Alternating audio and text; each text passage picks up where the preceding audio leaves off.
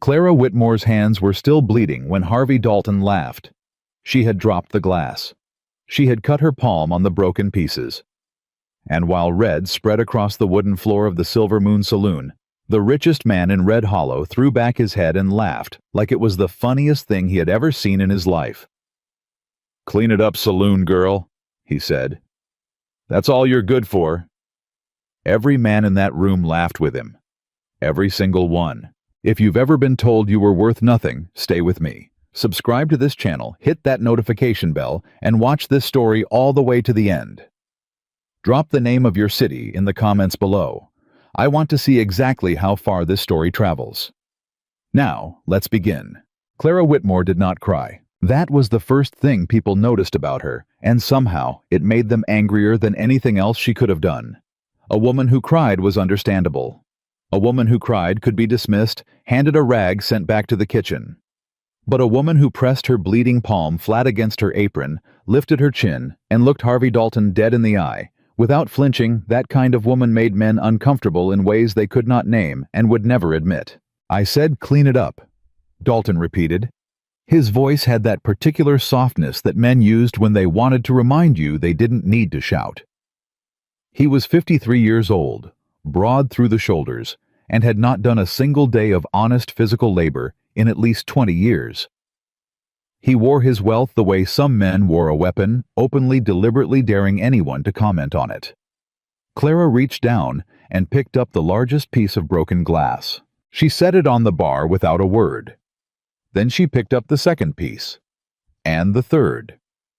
And when her hand left a small smear of blood on the worn wooden counter, she wiped it clean with the same practiced efficiency she brought to every task in this building, because this building was the only thing she had left in the world, and she was not going to give Harvey Dalton the satisfaction of watching her fall apart inside it. "You know what I like about you, Clara," Dalton said, turning to address the room like she was part of the entertainment he'd paid for.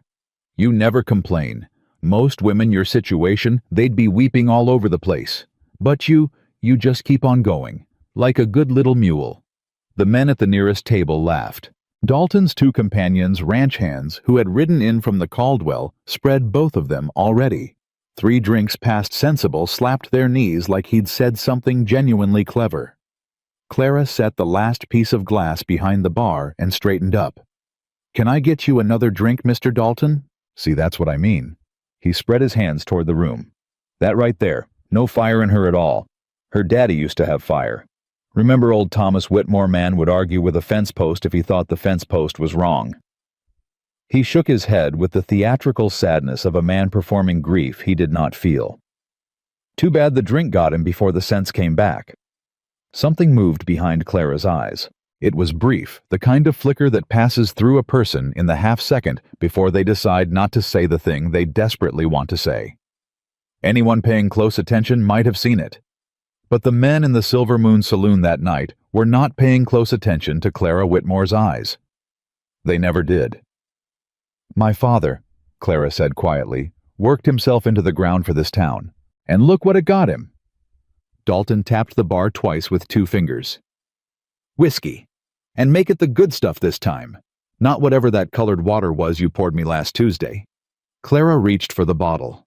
Her hand was steady. She had learned steadiness the hard way, through 3 years of nights exactly like this one, through cold winters when the firewood ran out and she burned furniture to keep the pipes from freezing through summer droughts when the miners didn't come. And she served watered-down drinks to cowboys passing through, and prayed it would be enough to cover what she owed Victor Caldwell at the end of the month. She had learned that steadiness was the only currency a woman in her position truly owned, and she spent it carefully. She poured the whiskey. She did not spill a drop. "You know what your problem is," Dalton said, accepting the glass without thanks. "You think keeping this place running means something, like it's some kind of accomplishment." He looked around the Silver Moon with the expression of a man inspecting a horse he'd already decided wasn't worth buying. "It's a saloon, Clara. Women run saloons when they've got nowhere else to go. It doesn't make you special. It just makes you stuck.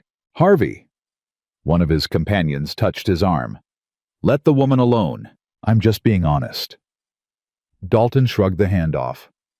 Somebody in this town ought to be honest with her. She's been telling herself a story for years that she's holding something together, that her daddy would be proud that this place means something, and nobody has the courage to tell her the truth. He set his glass down and looked directly at Clara for the first time all evening with something approaching sincerity, which made it worse somehow than the mockery. You're a saloon girl. That's all you are. That's all you're ever going to be. And the sooner you make peace with that, the easier your life is going to get. The room was quiet in the way rooms get when everyone has heard something they know is cruel, but nobody is willing to be the one to say so out loud. Clara looked at Harvey Dalton. She thought about her father, about Thomas Whitmore, who had in fact argued with fence posts, and also with bank managers and territorial commissioners and anyone else who tried to tell him that a man without money had no right to an opinion.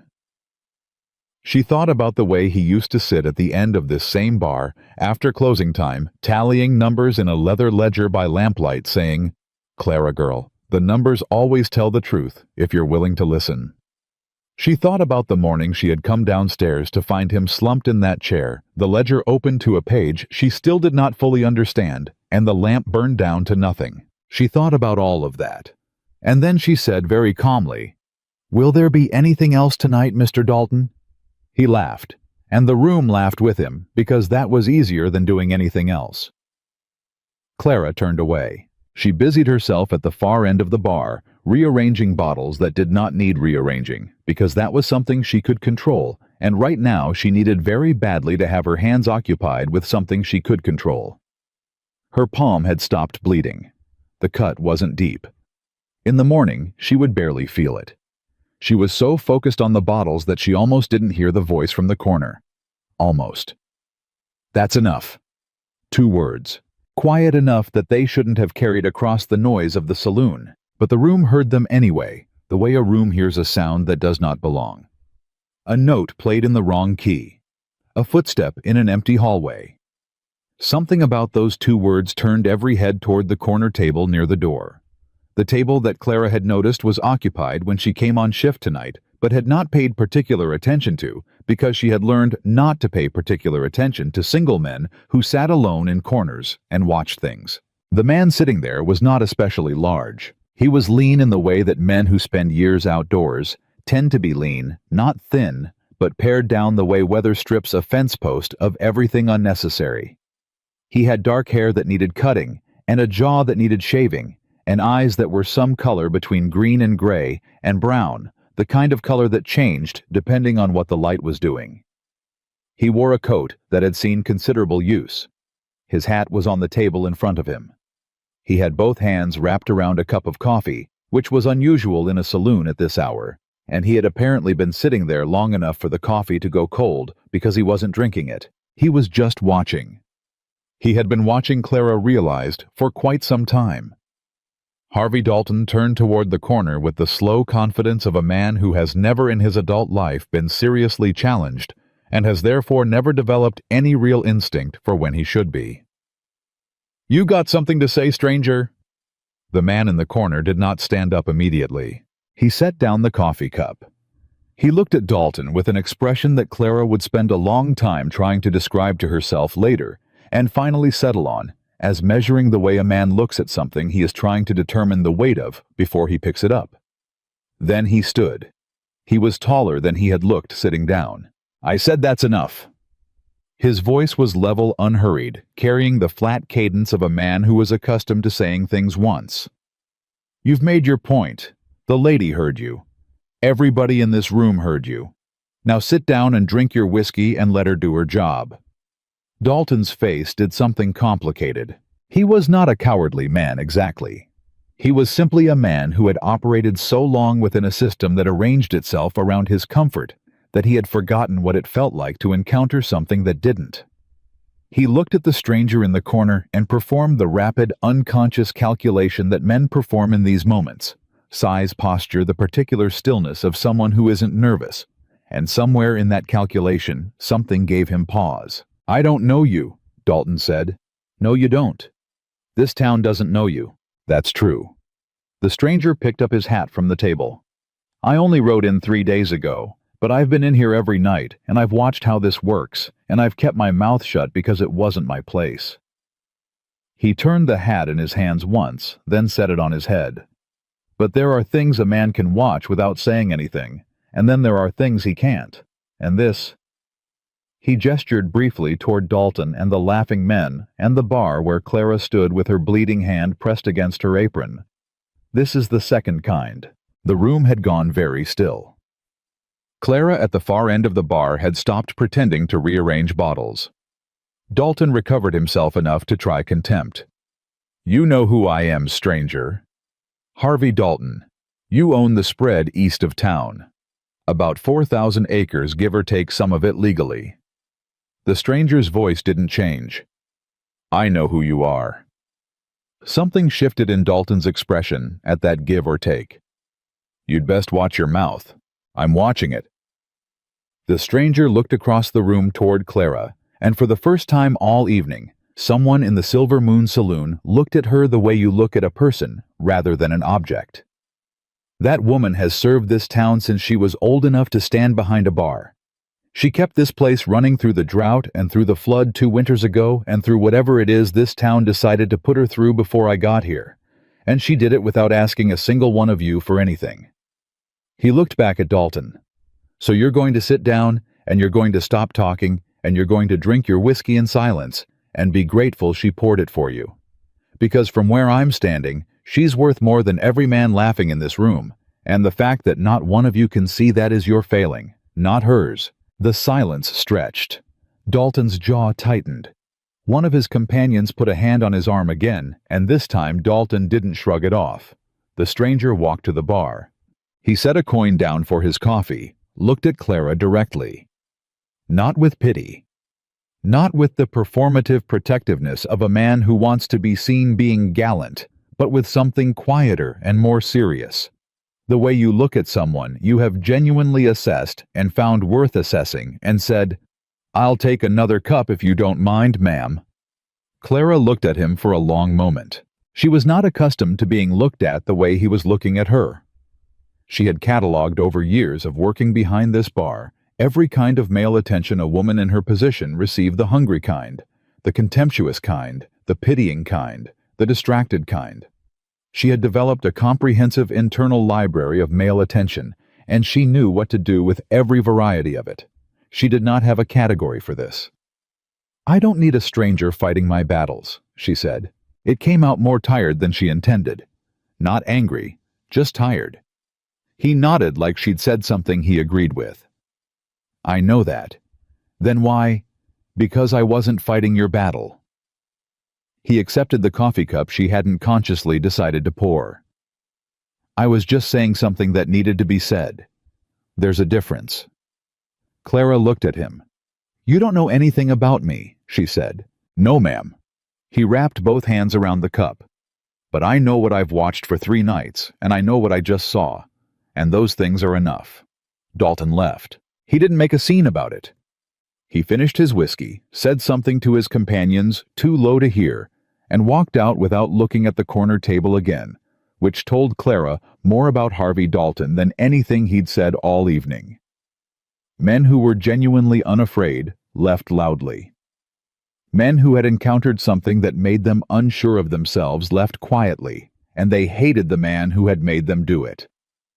The room slowly returned to its ordinary noise. Clara moved through the rest of her shift with the automatic efficiency that years of practice had made second nature, pouring drinks, counting coin, wiping down the bar, saying the right words to the right people in the right tones. She was good at her job. She had always been good at her job. That was never the question. The stranger in the corner stayed until last call. He didn't come back to the bar. He didn't try to talk to her again. He sat with his second cup of coffee going as cold as the first, and watched the room with those gray-green-brown eyes. And when the last customer filed out, he stood, nodded once in her direction, and walked out into the Montana night without another word. Clara locked the door behind him. She stood alone in the Silver Moon Saloon, the saloon her father had built with borrowed money and 30 years of stubborn optimism, the saloon she had kept alive through sheer force of will and a refusal to accept what everyone around her seemed to agree was the inevitable, and she pressed her back against the locked door and listened to the silence. Her hand had stopped bleeding hours ago. She looked at the small dark line across her palm. "You're a saloon girl," Harvey Dalton had said. "That's all you are." Clara had heard that particular sentence in various forms for most of her adult life. She had heard it from customers and creditors, and from men who thought they were being sympathetic when they said it. She had even heard it from women in town, the wives of merchants and ranchers and bank managers who said it with their chins slightly elevated and their voices gently regretful, as if they were telling her a hard truth for her own benefit. She had made a discipline out of not believing it, but disciplines, like everything else, wore thin over time. She put out the last lamp. She climbed the stairs to the small room above the saloon, where she had slept since she was 7 years old, the room with the window that faced east, so she always woke with the sun. The room where her father's leather ledger sat on the shelf beside her bed. The room where she had spent 3 years trying to understand the numbers inside it and always arriving at the same conclusion that something was wrong, that the debts she was paying didn't quite add up to what she remembered, that somewhere in the distance between what she owed and what she was told she owed was a gap that she could not explain. She lay down on her narrow bed without undressing. She stared at the ceiling. She thought about a man who had said, "That's enough," in a voice that made an entire room stop and listen. She thought about the way he had looked at her. Not like a saloon girl, not like someone to be pitied or used or dismissed, like a person worth looking at. Clara Whitmore, who had not cried when Harvey Dalton humiliated her in front of a room full of men, pressed the back of her wrist against her eyes in the dark and took 3 long, slow breaths until the tightness in her chest loosened enough to breathe around. Then she got up, took the leather ledger from the shelf, and began again. His name she learned the next morning from Mabel Greer, who ran the dry goods store and knew everything about everyone within 48 hours of their arrival, was Ethan Blackwood. "Outlaw," Mabel said with the particular relish of a woman delivering important news. She was 61 years old, stout, red-faced, and possessed of an absolutely comprehensive knowledge of territorial gossip. Or used to be anyway. Bounty Hunter first rode for the U.S. Marshal's office out of Billings. Then something happened, nobody knows exactly what, and he stopped. Just stopped. Disappeared for 2-3 years. Now he's here. "Why here?" Clara asked. Mabel shrugged. "Why, anywhere men like that end up places. Red Hollow is a place." She squinted at Clara over the counter. "He defended you last night. Word travels fast." "Word in this town doesn't travel. It teleports."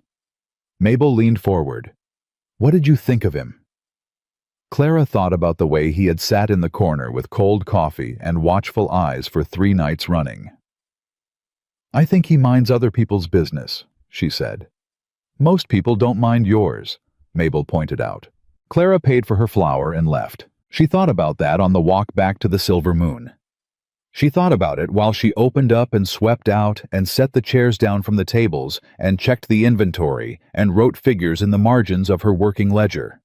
She thought about it while she went over, for what felt like the 100th time, the record of her father's original agreement with Victor Caldwell's land office. The agreement that had somehow, in the years since her father's death, transformed from a simple business loan into a debt that seemed to grow no matter how diligently she paid it down. The numbers had never made sense. She had simply run out of people to tell that to. Ethan Blackwood came in at noon. Most of the saloon's daytime customers were miners on a short break eating the beef stew that Clara made from whatever was affordable, drinking 1 beer before going back underground. Blackwood was not a miner. He sat at the counter this time, the corner table was occupied, and waited. Clara set a coffee cup in front of him without being asked. "Thank you," he said. "You're making a habit of this place," she said. "Good coffee." "It's not that good." A corner of his mouth moved. Not quite a smile. More the shape a smile would leave if it had passed through recently. "No," he agreed. "It isn't." Clara wiped down the counter. "What are you doing in Red Hollow, Mr. Blackwood?" "Passing through." "People who are passing through don't come in every night for 3 nights running." He wrapped his hands around the cup. "I might be passing through slowly. Most people who pass through slowly are either waiting for something or looking for something. He looked up at her. Might be both, he said. Clara looked back at him with the direct assessing gaze she had developed over years of reading men across a bar, reading who was angry, who was drunk, who was going to make trouble, who was harmless, who was carrying something heavier than it showed. She had gotten very good at reading men. Ethan Blackwood was harder to read than most, not because he was closed off exactly, more because what was there was simpler and more direct than she was used to, and simplicity and directness were not qualities she encountered frequently enough to recognize immediately. "Last night," she said, "you told Harvey Dalton that some of his land was legally his, give or take." Blackwood said nothing. "That's a specific thing to say about a man you've only known for 3 days." "I did some asking around before I said it, about Harvey Dalton specifically." A pause. "About Red Hollow generally." Clara set down her cloth. She looked at him for a long moment, not the reading look, something different, something more direct. "Victor Caldwell," she said. Blackwood's expression didn't change, but something in his stillness changed quality the way still water changes when something moves underneath it. "What about him?" he said. "Is that what you're looking for?" Clara asked. "Or waiting for—" The noon rush had thinned out. The miners had gone back underground. The saloon was quiet enough that she could hear the creak of the sign above the door, moving in the wind outside. Ethan Blackwood looked at his coffee for a long moment. Then he looked up at her. "Miss Whitmore," he said, "how long have you been paying Victor Caldwell?" Clara's hands resting on the bar went very still. 3 years, she said. "And before that your father, 8 years before he died." Her voice was steady. It was always steady. 11 years altogether. "And how much do you owe now?" She named the figure. Something moved behind his eyes. That measuring look again, but turned inward, this time turned toward a calculation she couldn't see. "You know that number is wrong," he said. It wasn't a question. Clara looked at him. "I know the ledger doesn't add up," she said carefully. "I know what my father thought he signed, and what Caldwell says he signed don't match. I know that every time I get close to paying off what I'm told I owe, the number moves." She paused. "What I don't know is how to prove it." "Has anyone ever looked at the original agreement?" "Caldwell says the original is in his office. He's shown me copies." "Copies," Blackwood said, "can be altered." "Yes," Clara said. "They can." The words sat between them. Outside, the wind moved the sign again. Inside, the afternoon light shifted slowly across the floor toward the far wall. "Why are you in Red Hollow, Mr. Blackwood?" Clara asked again. And this time, instead of passing through slowly or looking and waiting, he said something that was not quite an answer, but was something more than nothing. Because, he said, the last town I was in had a man like Victor Caldwell in it. And by the time anyone figured out what he'd done, there were 6 families who had nothing left. Clara looked at him. "And what happened to that man?" she asked. Ethan Blackwood picked up his coffee cup. "He went to prison," he said, and drank. Clara thought about that. She thought about her father's ledger on the shelf beside her bed. She thought about 11 years of payments that had somehow never been enough. She thought about the number that moved and the copies that could be altered and the original agreement that she had never seen with her own eyes. She thought about the gap, that persistent, infuriating gap between what she owed and what she was told she owed. She took the coffee pot and refilled his cup without being asked. "The silver moon closes at midnight," she said. "If you wanted to look at my father's records, that would be a reasonable time to do it." Blackwood looked up at her. "That's a private thing," he said. "Letting someone look at your father's records." "Yes," Clara said. "It is." She moved away down the bar. He stayed until midnight. And when the last customer left and she locked the door and turned the lamp down low and brought the ledger down from upstairs and set it on the bar. Between them, Clara Whitmore watched Ethan Blackwood go through her father's numbers with the careful, patient attention of a man who knew what he was looking for, and she felt for the first time in 3 years something she had almost stopped believing she was allowed to feel. Not hope exactly. Something more like the shadow that hope casts when it's still a long way off but moving in your direction. "There," he said an hour later, pressing his finger against a number in the margin. "Your father wrote this in his own hand. You see this figure?" Clara leaned over the bar. "Yes. That's what he actually agreed to. Now look at this." He moved to the copy Caldwell had provided. "Same figure, but this digit right here is different." Clara looked. The number was wrong. She had looked at that number dozens of times and never caught.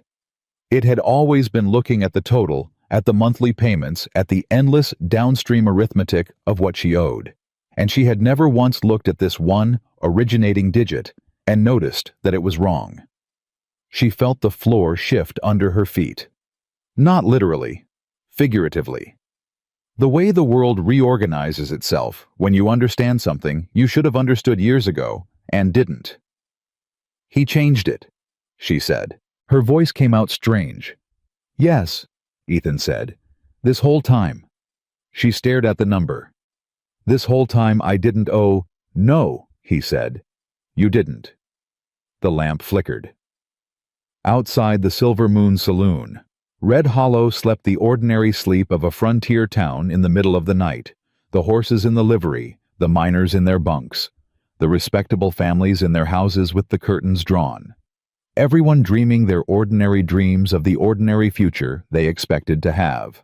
And inside at the bar, Clara Whitmore stood over her father's ledger and understood for the first time the shape of the thing that had been done to her. She did not cry. She stood very straight. She pressed both hands flat against the bar and breathed slowly and looked at the number that had been changed and thought about 11 years and thought about her father and thought about Victor Caldwell's office with its polished desk and its framed documents on the walls and the way he had always looked at her when she came to make her payments. That particular look of a man who knows something the person across the desk does not know and has no intention of telling them. "I need to see the original," she said. Her voice was very quiet. "Yes," Ethan said. "You do. It'll be in his office." "Most likely." She looked up from the ledger. "Will you help me?" He looked at her with those gray-green-brown eyes that changed with the light, and she thought he was going to say something careful and qualified, something measured about risk and difficulty, and the limits of what a former bounty hunter passing through slowly could reasonably be asked to do. Instead, he said simply, "Yes." Clara Whitmore looked at the man across the bar, the outlaw who had called her worth more than a room full of men, who had drunk cold coffee in her saloon for 3 nights running, who had gone through her father's numbers with the patience of someone who genuinely cared what they found, and she made a decision. She picked up the ledger. She put it under her arm. "Then we start tomorrow," she said. And for the first time in 3 years, the gap between what she owed and what she was told she owed didn't feel like an impossible distance. It felt like something she could cross. The next morning came cold and gray, the way Montana mornings did in late October, when the season had already made up its mind but hadn't bothered to inform anyone officially. Clara was behind the bar before sunrise. She had not slept. Not really. She had lain on her narrow bed with her father's ledger open across her chest and stared at the ceiling and listened to the wind off the mountains and thought about a single changed digit. One number altered so subtly that she had looked past it dozens of times and what that number meant about 11 years of her life. She was not angry yet. She understood that the anger was coming. The way you understand a storm is coming. Before you can see it, something in the pressure of the air, something in the quality of the silence. But right now, in the pre-dawn dark of the Silver Moon Saloon, she was running on something colder and more useful than anger. She was running on clarity. The morning customers came and went. Miners, mostly a few ranch hands, the 2 brothers from the lumber operation, up near the pass, who always ordered the same thing and never spoke to each other the entire time they were in the building. Clara served them all with the same practiced competence she brought to every shift, and she watched the door and she waited. Ethan Blackwood came in at 8:30. He sat at the counter. She poured his coffee before he asked for it. He looked at her face for a long moment, without saying anything, the way a person looks at something to take a reading of it, and whatever he found seemed to satisfy him, because he picked up the cup and said, "You didn't sleep." "No. Neither did I." She looked at him. "What were you doing?" "Asking questions." He set the cup down. Quietly. "To people who don't talk to Caldwell. And I think the problem is bigger than one change number in one ledger." He said it evenly, without drama, the way you say something that is simply true and needs to be heard clearly. "I think your father wasn't the only one." Clara's hands went still on the bar. "How many?" She said, "I talked to 4 people last night. Hector Ruiz the blacksmith, old Margaret Phelps out on the East Road, the Donovan brothers, who lost their grazing rights 2 years ago." He paused. "And the widow Castle, whose husband died owing Caldwell a debt she can't explain and can't pay off no matter what she does." Clara knew every one of those names. She had poured drinks for Hector Ruiz for years. Margaret Phelps had brought her a pie the winter after her father died. The Donovan brothers she had watched lose everything so gradually it looked almost ordinary until it was finished. And Ruth Castle. Ruth, who came in on Saturday evenings sometimes and sat at the end of the bar and nursed a single drink for 2 hours because she needed to be somewhere that wasn't that house with its silences and its unpayable numbers. "They all talk to you," she said. "They talked to me because I told them about the number in your father's ledger." He looked at her steadily. "I hope that was all right." She considered that.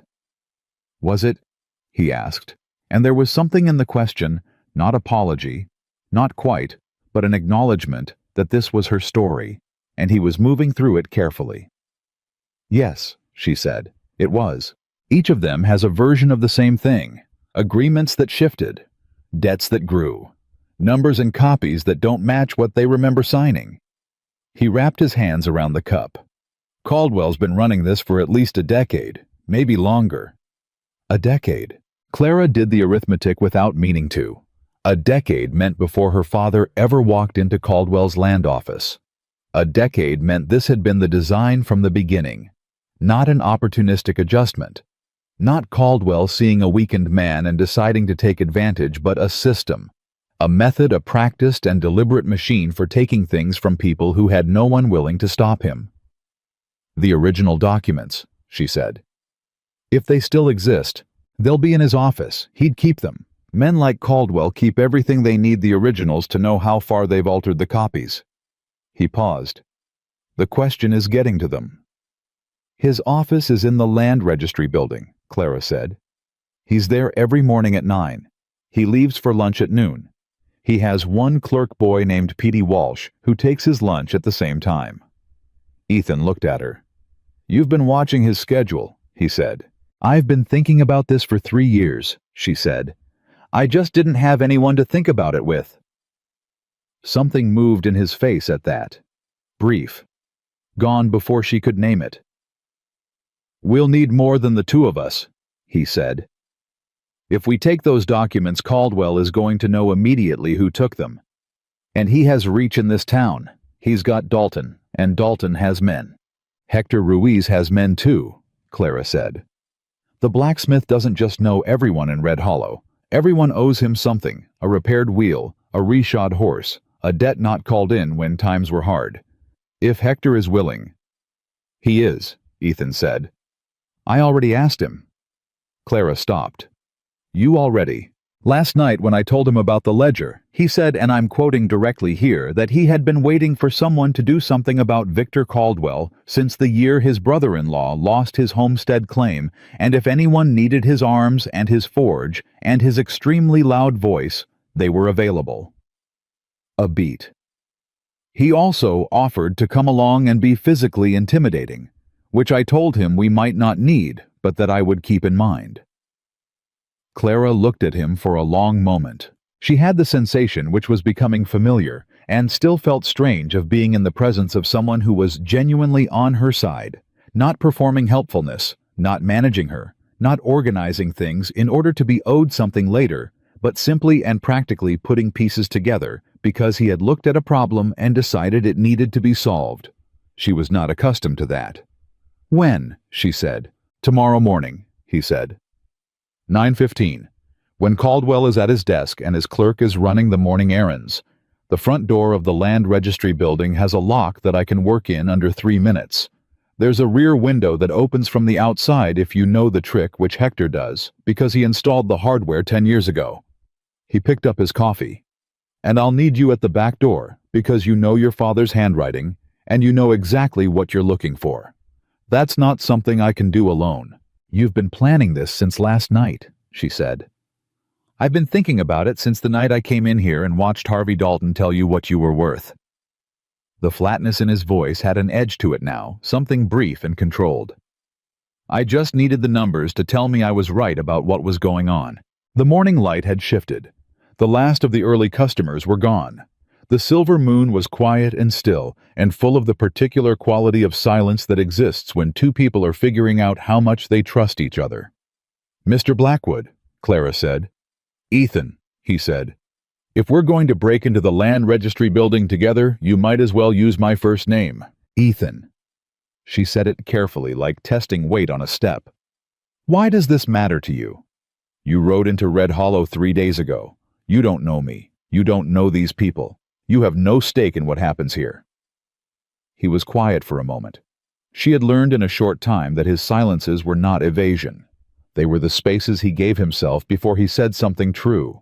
"The last town I was in," he said, "I watched a man like Caldwell ruin 6 families over 4 years before anyone did anything.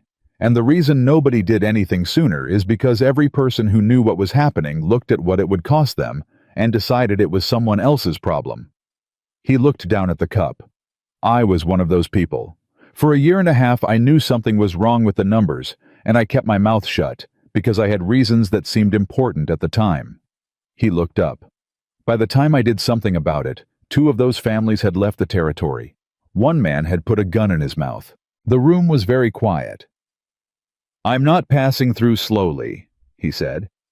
"I'm here because I heard about Caldwell 3 towns back from a man who used to live in Red Hollow and left with nothing and told me where the nothing had come from. And I came here to do what I didn't do last time." He paused. "That's the whole truth of it." Clara looked at him. She thought about all the versions of that answer she might have gotten. The vague version, the deflecting version, the version designed to make himself sound noble without revealing anything real. She thought about how easy it would have been for a man to give her any of those versions, and how rare it was to receive the plain one instead. "All right," she said. "All right. Tomorrow morning, 9:15. She held out her hand across the bar. He looked at it for the half-second, then took it. His grip was firm and brief and completely businesslike. "All right," he said. She let go. She turned back to her work. She did not let herself think about the warmth his hand had left behind, or the fact that it was still there an hour later when she was alone in the kitchen cutting potatoes and the morning had gone back to being ordinary and cold. She was not under any circumstances going to think about that. She thought about it for the rest of the day. That afternoon she went to see Ruth Castle. Ruth lived in a house 2 streets back from the main road that had been her husband's house before it became hers by way of his death, and which she maintained with a kind of desperate tidiness that Clara recognized as the thing you do when everything else feels out of control. The yard was swept. The curtains were straight. The step was scrubbed. And Ruth herself opened the door in a clean dress with her hair pinned up, which on a Tuesday afternoon Clara knew was effort rather than habit. "Clara," Ruth said. Her voice was careful the way it always was, the wariness of a woman who had learned that surprises were usually the bad kind. "I need to talk to you," Clara said. "About Caldwell." Ruth's face went still. "Come in," she said after a moment.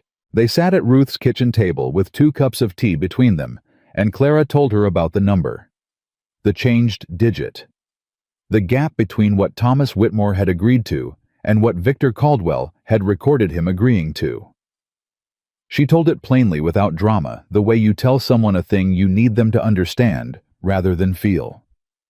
Ruth's hands wrapped around her cup tightened. James always said the numbers were wrong, she said. Her voice was very quiet. He said it from the beginning that what he'd signed didn't match what they told him he owed. I thought... She stopped. I thought maybe he'd misremembered. Or misunderstood. James wasn't always careful with numbers. She looked up. He was a good man, but he trusted people he shouldn't have, and I spent so long after he was gone, being angry at him for that, and now you're telling me... He was right, Clara said.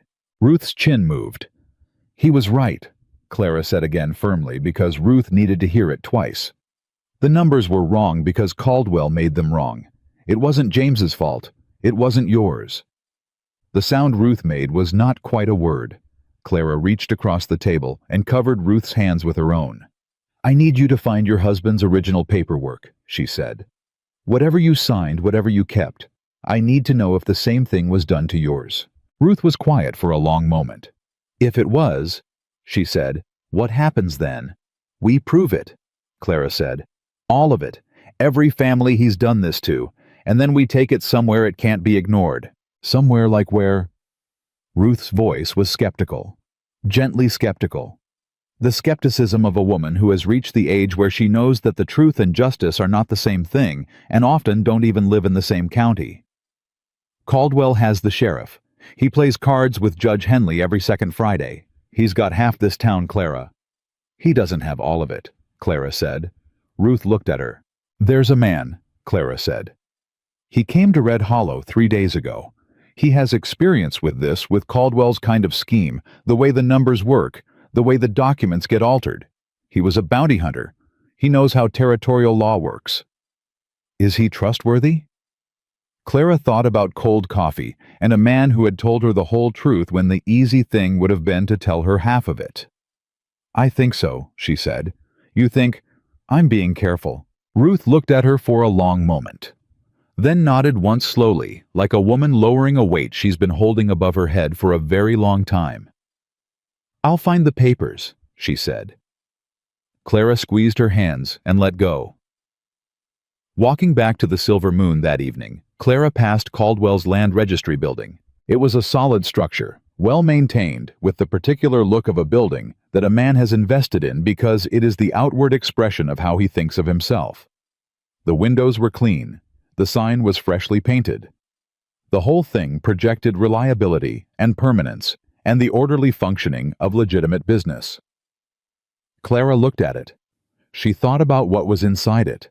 She thought about her father at 2 a.m. with a lamp burning low and numbers that wouldn't add up, trying to understand something that had been designed so he couldn't understand it. She thought about James Castle, who had been right and been told he was wrong until he stopped trusting his own arithmetic. She thought about the Donovan brothers and Margaret Phelps and Hector Ruiz's brother-in-law who had packed up everything he owned and left the territory with nothing. She kept walking. She did not look at the building for long. That night, the Silver Moon was busy. A cattle outfit from up north had come through with money to spend, and Clara worked until midnight without stopping moving through the crowd with the automatic fluency of long practice. She poured, she counted. She broke up one argument before it became a fight. She removed one man who had confused rude with charming, and she kept track of everything happening in the room simultaneously, the way she always did, because that was the job, and she was good at the job, and she had always been good at the job, even when the job was the only thing she had. She caught herself twice looking at the corner table near the door. Ethan wasn't there. She told herself she was only checking because she had gotten used to him being there, and that was true, and it was also only part of the truth, and she was aware of that, and kept moving anyway, because a busy saloon on a Tuesday night was not the appropriate location for an internal examination of complicated feelings. He came in at 10, not to the corner table. He sat at the far end of the bar, where there was space-ordered coffee, with the composure of a man who understood how ridiculous it was to order coffee in a saloon full of men drinking whiskey, and had long since stopped caring, and waited until the crowd thinned before he leaned forward slightly, and said low and even, "Caldwell had a meeting tonight." Clara kept her expression ordinary. "With who?" "Sheriff Breaker and 2 men I didn't recognize. They were at Caldwell's house, not the office. I watched from the road for about 20 minutes. He paused. I don't know what was said, but Caldwell looked unhappy when they left, and one of the men I didn't recognize had the look of someone who'd been hired for a specific purpose. The hair on Clara's arms went up under her sleeves. What kind of purpose? The kind that comes with a fee and doesn't leave a paper trail. He said it quietly. Someone has been asking questions in this town, Clara. Not me, I've been careful. But someone has been asking the wrong questions to the wrong people, and Caldwell knows it. Who? Ethan's jaw was tight. I think it might be someone Hector talked to before I had the chance to warn him to be discreet. Clara set down the glass she was holding. Is Hector in danger? Not tonight. But we need to move faster than tomorrow morning. He looked at her steadily. Can you close early tonight? I've never closed early in 3 years. I know. She looked at the room. There were still 12 customers. 3 of them were regulars who would be here until she physically removed them. 4 of the cattle outfit men were deep in a card game that would probably run another 2 hours. She looked back at Ethan. Give me 40 minutes, she said. She gave them 35. She announced last call at 11:15, cited a family matter that required her attention, and moved through the room with such calm certainty that nobody argued because Clara Whitmore was not a woman people argued with when her voice had that particular quality, the quality of a decision already made rather than a request being extended. By 11:50, the silver moon was empty. She locked the door. Ethan was still at the bar. Tell me everything, she said. He did. Caldwell had been expecting something to shift. That was what the meeting with Sheriff Breaker meant. Not a specific threat, not yet, but an awareness that something was moving in the margins of his operation, and a man who had spent a decade building a careful system of fraud was not going to wait until the threat was specific before he responded to it. He was the kind of man who maintained control by responding to problems before they fully developed, which was in fact the same instinct that had made his scheme so effective and so durable. He read situations early, and he acted on what he read, which meant they had less time than they'd thought. The documents, Clara said. His office. Can we go tonight? His office won't be empty tonight, not after that meeting. Ethan shook his head. He'll have someone there. Possibly Breaker, possibly one of those men. Then what? Then we go to the secondary source. He looked at her. Hector Ruiz told me something tonight before I came here. He said Caldwell has a strongbox, not in the office, in a private room at the back of his house. Hector knows because he made the hardware for it 5 years ago, a lock mechanism custom designed that Caldwell paid extra for specifically to make sure nobody knew what was in it. Clara stared at him. Hector made the lock, she said. Hector made the lock. Ethan confirmed with the ghost of something in his voice that was not quite humor, but was close to it. And Hector, being Hector, remembers exactly how it works. You're telling me Victor Caldwell built his entire operation on a strongbox that the blacksmith can open. I'm telling you that men who think they're smarter than everyone around them tend to make exactly that kind of mistake. He paused. We go tonight, not the office, the house. Clara thought about it. She thought about Caldwell's meeting with the sheriff, and the men with the specific purposes, and no paper trails, and Hector who might already have talked to the wrong people. She thought about Ruth Castle's face at the kitchen table when Clara had said he was right. She thought about the changed number in the ledger and 11 years of payments that had built this man's comfort and power out of her father's labor and her own. All right, she said. She went upstairs, changed into darker clothing, and came back down in under 4 minutes. Ethan looked at her.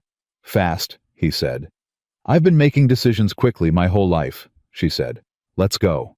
Hector Ruiz was waiting for them in the alley behind the blacksmith's forge, his massive frame reduced to a shadow in the dark, his breath fogging in the cold air.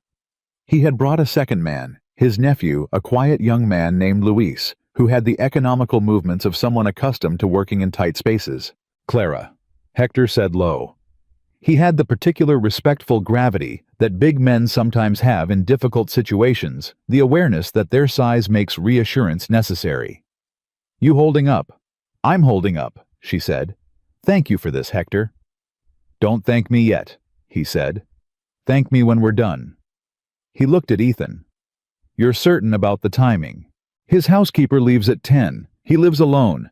The men from tonight's meeting went back toward the Caldwell spread, not the house." Ethan kept his voice low. "We have a window." Hector nodded. "Then we move." Caldwell's house was at the north end of town, where the road widened and the properties spread out, and the houses got larger and better built. The houses of men who had decided their comfort required more space than other people's comfort. It was a large house, well maintained, the kind of house that said, "I have won" in every architectural detail. They went in from the back. Hector's hands on the lock mechanism were the same hands that could bend iron at his forge, but they moved with a delicate precision that Clara watched with something like awe, the practiced certainty of a craftsman who understood every piece of the thing he had built. The lock opened in under 2 minutes. They were inside. The private room Hector had described was at the back of the house, small, windowless, the kind of room that had been added as an afterthought or a necessity. The strongbox sat against the far wall, solid and substantial, and entirely ignorant of the fact that the man who had made it was currently crouching in front of it. "Give me 3 minutes," Hector said. He took 2. The strongbox opened, and Clara, holding the lamp they had brought, leaned forward and saw what was inside it. Documents, dozens of them, organized with the meticulous care of a man who understood their value precisely because he understood what he had done to obtain them. Original agreements carefully preserved the ink clear and unaltered the records of what people had actually signed before Victor Caldwell's copies had been made with their subtly changed numbers and their quietly shifted figures. Clara's hands were shaking. She did not have time to register what that meant about her composure because there was no time for composure right now. She went through the documents with focused, efficient speed. This one, yes, that one, yes, here, and her hands were shaking, but her eyes were not, and her memory of her father's handwriting was absolutely clear. She found it, her father's original agreement. She unfolded it carefully, tilted it toward the lamp, and read the number that Thomas Whitmore had actually signed beside. The number was what it should have been. The copy that Caldwell had shown her for 3 years had changed a single digit. 1 digit compounded over 11 years of payments had been the difference between a debt her father could have paid in 4 years and a debt that would have consumed Clara's entire life. Her hands were shaking hard now. "Clara," Ethan's voice low and close, "we need to move." "I know." She did not look up from the document. "I need 1 more minute." She took 1 more minute. She found Ruth Castle's husband's name. She found the Donovan brothers. She found 3 names she hadn't expected and would need to tell people about later. She folded the documents with careful hands. "Got everything," Ethan said. "Everything that matters," she said. "Then we go now." They went. They were 2 streets away from Caldwell's house when they heard it. The distant sound of a door voices the specific purposeful noise of men who have been somewhere and are now going somewhere else. "Move," Ethan said quietly. They moved.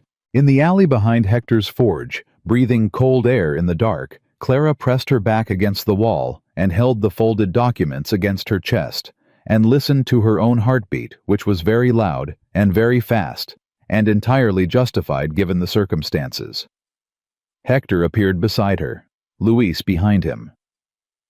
"You have them?" Hector asked. "I have them," she said. "All of them." She looked at the documents in her hands. The originals. The truth. 11 years and 6 families and a man who had built his entire position in this town on the distance between what was real and what he had convinced everyone to believe. "Enough of them," she said. Hector let out a breath that was almost a laugh, barely audible, the sound of a very large man doing something carefully quiet. Ethan was watching the far end of the alley. "The men from tonight's meeting," he said, not turning around. "They're not going back to the spread." Clara followed his gaze. 2 figures at the far end of the alley, standing, not moving. The stillness of men who are watching rather than passing through. "They know," she said. "Maybe," Ethan said. "Or maybe Caldwell is just cautious." A pause. "Either way, we don't go back to the Silver Moon tonight. Not directly." "Then where?" He turned to look at her. "Margaret Phelps," he said. "You said she's on the East Road. Caldwell won't expect that, and she's far enough out." Clara nodded. "She'll take us in," she said. They went east through the dark, staying off the main road, and Clara held her father's truth against her chest and kept walking, and she did not shake. She did not slow down, and she did not look back at the town that had laughed at her. She was done looking back. Margaret Phelps did not ask questions when 4 people appeared at her door at midnight. She opened the door, looked at Clara's face, looked at the folded documents pressed against Clara's chest, looked at Ethan, standing slightly behind and to the left, with the watchful stillness of a man covering a retreat, and she stepped back and said, "Coffee's on the stove. Come in." That was Margaret Phelps. 71 years old, built like someone who had been tested by decades of Montana weather and found the weather wanting, with hands that had done every kind of work a person could do on the frontier and eyes that had seen most of what that work produced. She had lived on the East Road for 40 years. She had outlasted 2 husbands, 1 drought, 1 flood, and Victor Caldwell's repeated attempts to buy her land, which she had declined with a consistency and a vocabulary that had apparently impressed even him. She poured coffee without being asked and sat down at the head of her kitchen table and waited. Clara spread the documents on the table. Margaret looked at them without touching them for a long moment. Then she reached out and picked up the one with her name on it, the original agreement she had signed 12 years ago for a water rights arrangement that had somehow in Caldwell's copy transformed into something that gave him the right to charge her an annual fee that existed nowhere in the document she was holding right now. Her jaw tightened. "He changed the clause," she said. "Flat. Certain." "Yes," Clara said. "I knew it." Margaret set the document down. She pressed both hands flat on the table. "I knew it. James Whitmore, your father? God rest him. He told me something was wrong with the water rights agreement the year before he died. He said, 'Margaret, this isn't what we signed.' And I told him he was mistaken because I didn't want to believe it, and he looked at me with that particular look he had and said, 'The numbers always tell the truth.' Margaret and I was too afraid of what the truth was to listen." She looked at Clara. "I owe your father an apology." "He'd have said you don't," Clara said. "He'd have said you survived, and that was the important part." Margaret's expression did something complicated and then settled into something resolute. "What do we do with these?" "We take them to Helena," Ethan said. "The Territorial Commissioner's office. Not the Sheriff Breaker is in Caldwell's pocket and everyone at this table knows it. We go over his head over Judge Henley's head to someone who doesn't owe Caldwell a card game." "Helena is 2 days' ride," Margaret said. "Yes." "Caldwell will know what's missing from that strongbox by morning." "Yes." "Then he'll know where these are going." "Yes," Ethan said. "Which means we move before he can get ahead of us." Margaret looked at him for a long moment with the appraising look of a woman who has spent 7 decades deciding which men were worth trusting. "You know how to handle a rifle?" she asked him. "Well enough. I have 3 horses. Mine's not fast, but she's steady on rough ground, which matters more after the first hour." She stood up. "I'll pack food. You—" She pointed at Ethan. "Check the horses. You." She pointed at Hector. "There's a loose shoe on the gray fix-it before we go anywhere." She looked at Luis. "You're young, and your eyes are better than mine. Stand at the gate and watch the road." Then she looked at Clara. "Those documents," she said. "Yes, you hold on to them, the whole way." Margaret's voice was firm. "You found them. You understand what's in them. They stay with you." Clara looked down at the papers in her hands. She thought about her father at 2 a.m. with his lamp burning low. She thought about 3 years of payments that had built nothing. She thought about Ruth Castle's face when she'd said he was right. "They stay with me," she said.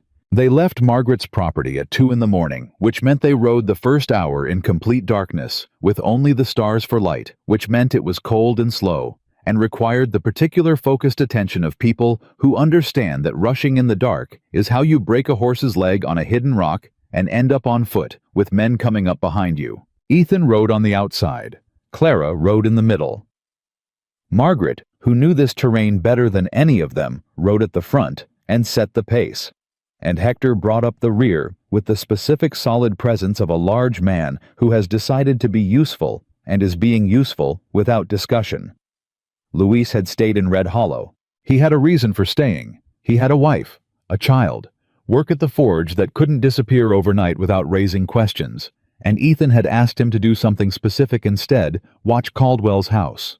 Watch who came and went, and if anything happened that looked like it was moving toward Margaret's property or the East Road, get word to Ruth Castle, who would get word out in the quiet way that women in small towns have always gotten word out when the official channels belonged to someone else. Clara had not known until that moment that Ethan had thought to include Ruth. She had not known until that moment how carefully he had been building the pieces of this around the people who were most vulnerable if it went wrong. She thought about that as they rode through the dark, and she held the documents inside her coat, close against her ribs, and she listened to the sound of 4 horses moving through Montana in the middle of the night, and she did not let herself think about what happened if Caldwell moved faster than they did. She thought about it anyway. Dawn found them 6 miles east of Red Hollow, on a ridge road that looked back over the valley, and Clara pulled her horse up briefly and looked back because she could not help herself. The town was small from here. You could see the whole shape of it, the main street, the church steeple, the dark rectangle of the silver moon with its unlit windows, the long, low line of the mining operation up toward the north. It looked ordinary. It looked like every other frontier town she had ever seen, described in the newspapers that came through the towns that represented the American promise, the idea that a person could come to open country and build something from nothing and have it mean what they built it to mean. She thought about Harvey Dalton telling her she was just a saloon girl. She thought about all the men who had agreed with him, or laughed or stayed quiet, which was its own kind of agreement. She turned her horse back toward the road. "How much of a head start do we have?" she asked. "Enough," Ethan said from beside her. He had pulled up when she did. "Caldwell's housekeeper comes at 7. She'll find the strongbox before she finds him. He'll need time to understand what's missing, more time to decide how to respond. And the sheriff. Breaker moves slow when he's not sure what he's protecting." A pause. "We have time, but not unlimited time." "Then let's use what we have," Clara said. They rode. The first sign that something was wrong came at mid-morning on the lower road where it curved around the base of the first real hill outside Red Hollow's valley. Hector heard it first. "Riders," he said. Not loud, just the word dropped into the air behind them. Clara felt her stomach drop. Ethan turned his horse in a single smooth motion, looking back down the road. 2 riders, coming fast. Too fast for travelers, too purposeful for coincidence. "Caldwell's men," Clara said. "Can't tell yet." Ethan's voice was level. "Hector." "I see them." "Margaret, take Clara off the road.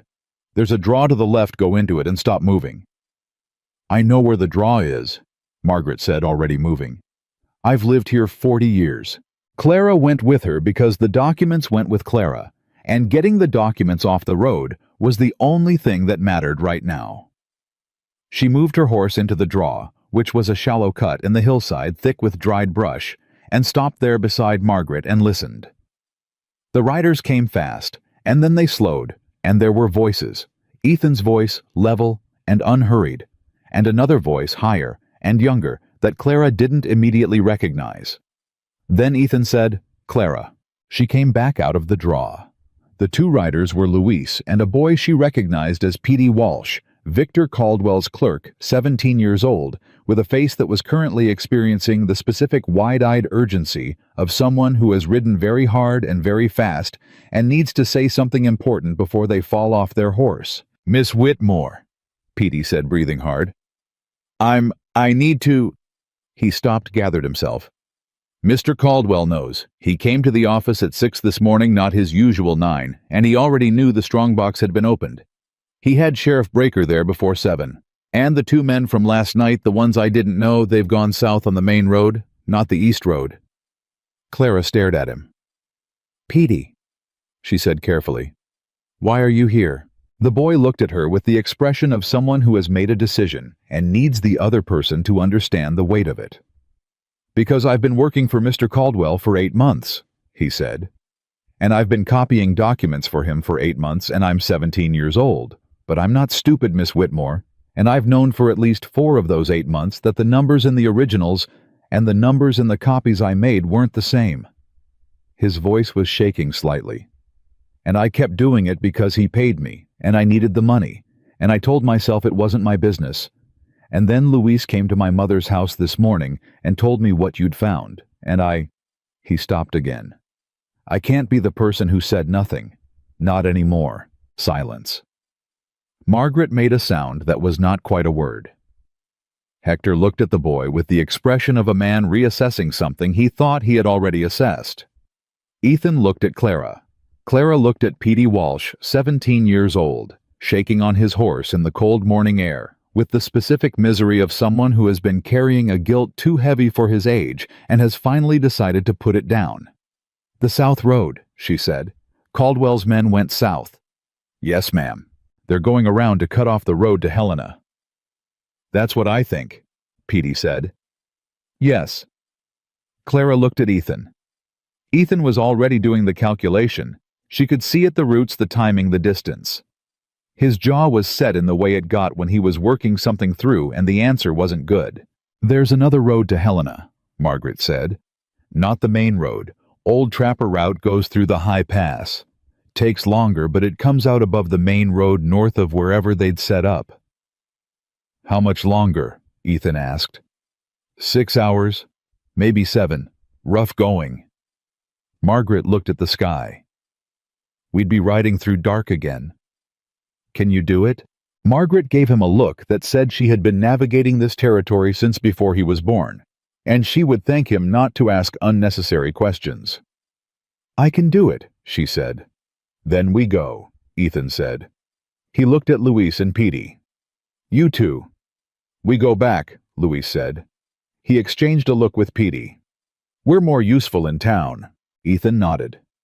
Find Ruth Castle. Tell her what's happening. Tell her to gather whoever else is willing quietly, no announcement, and be at the Silver Moon by the time we get back.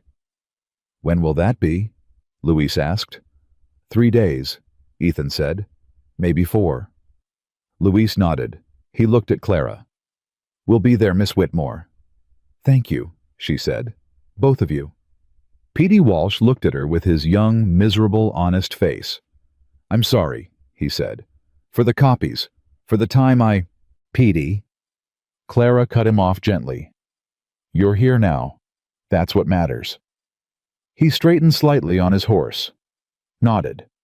They split at the ridge, Luis and Petey back toward Red Hollow and Clara and the others up toward the high pass that Margaret knew from 40 years of living inside this landscape. The climb was hard. The trail was narrow and steep and had not been traveled recently, and the horses felt the difficulty of it in their breathing and their reluctant footfalls, and Clara felt it in her hands and her back, and the cold that got worse as they gained elevation. She kept one hand on the reins, and one hand pressed against the documents inside her coat. Beside her, the trail was wide enough for 2 horses side by side. In some sections Ethan rode, in his particular quality of silence, the silence that was attentive rather than absent. Petey Walsh, Clara said after a long, quiet stretch. He's going to face consequences for what he did, even if this works. Probably, Ethan said. He came anyway. He did. She was quiet for a moment. Then, how do you know when something is worth the cost? He rode in silence long enough that she thought he might not answer. You don't know in advance, he said finally. You just know what you can live with after. He paused. That boy can't live with silence anymore. You can see it in his face. Some costs are higher than the thing you're trying to avoid. Clara thought about that. She thought about 3 years of telling herself that the numbers were wrong and not saying anything because there was no one to say it to, and how that silence had accumulated inside her like a debt of its own, something she owed herself that she had not paid. "I stayed quiet too," she said, "for years." "You stayed alive," he said. "There's a difference." "Is there?" "Clara." His voice was direct. A woman alone running a saloon with a fraudulent debt and a sheriff in Caldwell's pocket. What exactly were you supposed to do? Something. You did do something. The moment you had someone to do it with, you moved. Same night. A pause. That's not silence. That's waiting for conditions that made action possible.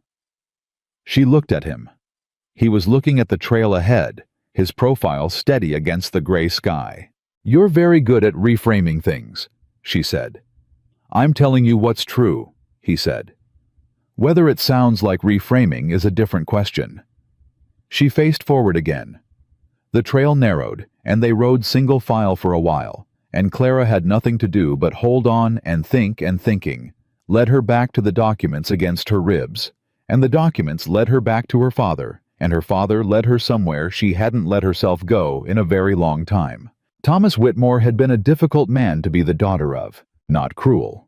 She needed to be precise about this, because imprecision about her father was a thing she had been guilty of for years, romanticizing him in death in ways she had not managed in life. He had not been cruel. He had been stubborn and proud and occasionally blind to things he didn't want to see. And he had trusted the wrong man because that trust had been carefully engineered, and because Thomas Whitmore had believed in fair dealing and had sometimes applied that belief to people who did not deserve it. But he had also been the man who taught her numbers, who had sat with her at this same bar when she was 9 years old and shown her how a ledger worked, not just the adding and subtracting, but the principle behind it. The idea that if you recorded things honestly, the record would always tell you the truth. Numbers don't lie. "Clara girl," he had said, "people lie. But if you write down what actually happened, the numbers will always tell you what the people won't." He had given her the tool she needed to uncover what had been done to them both. He just hadn't known he was doing it. Clara pressed her hand harder against the documents. "For you," she thought. "All of it for you." They reached the high pass at early afternoon, and the cold at elevation was significant, the kind of cold that gets into your joints and stays there, that makes you understand in a physical way why the mountains were respected and not merely admired. Margaret navigated without hesitation, which was its own kind of impressive, the deep bone memory of a woman who had traveled this route in conditions Clara didn't want to imagine. They stopped at a rock outcropping to rest the horses and eat the food Margaret had packed, and it was during that stop that Ethan said quietly and without preamble, "I need to tell you something." Clara looked at him. Hector and Margaret were with the horses out of easy earshot. "The man who told me about Red Hollow," Ethan said. 3 towns back, the one who had lived here and left with nothing. Yes. His name was Daniel Whitmore. Clara went very still. "Your father's brother," Ethan said.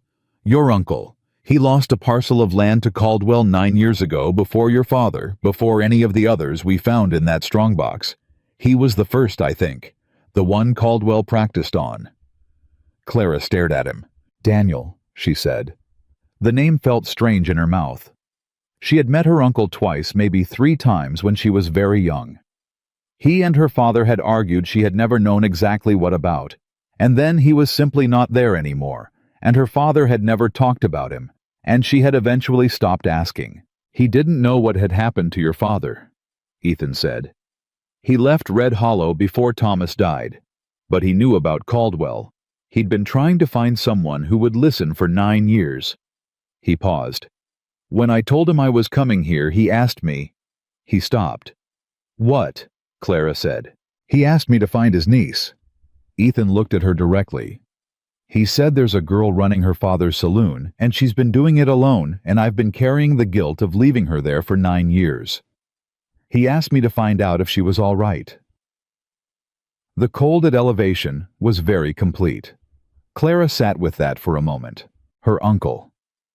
9 years of guilt she hadn't known existed attached to a name her father had not spoken.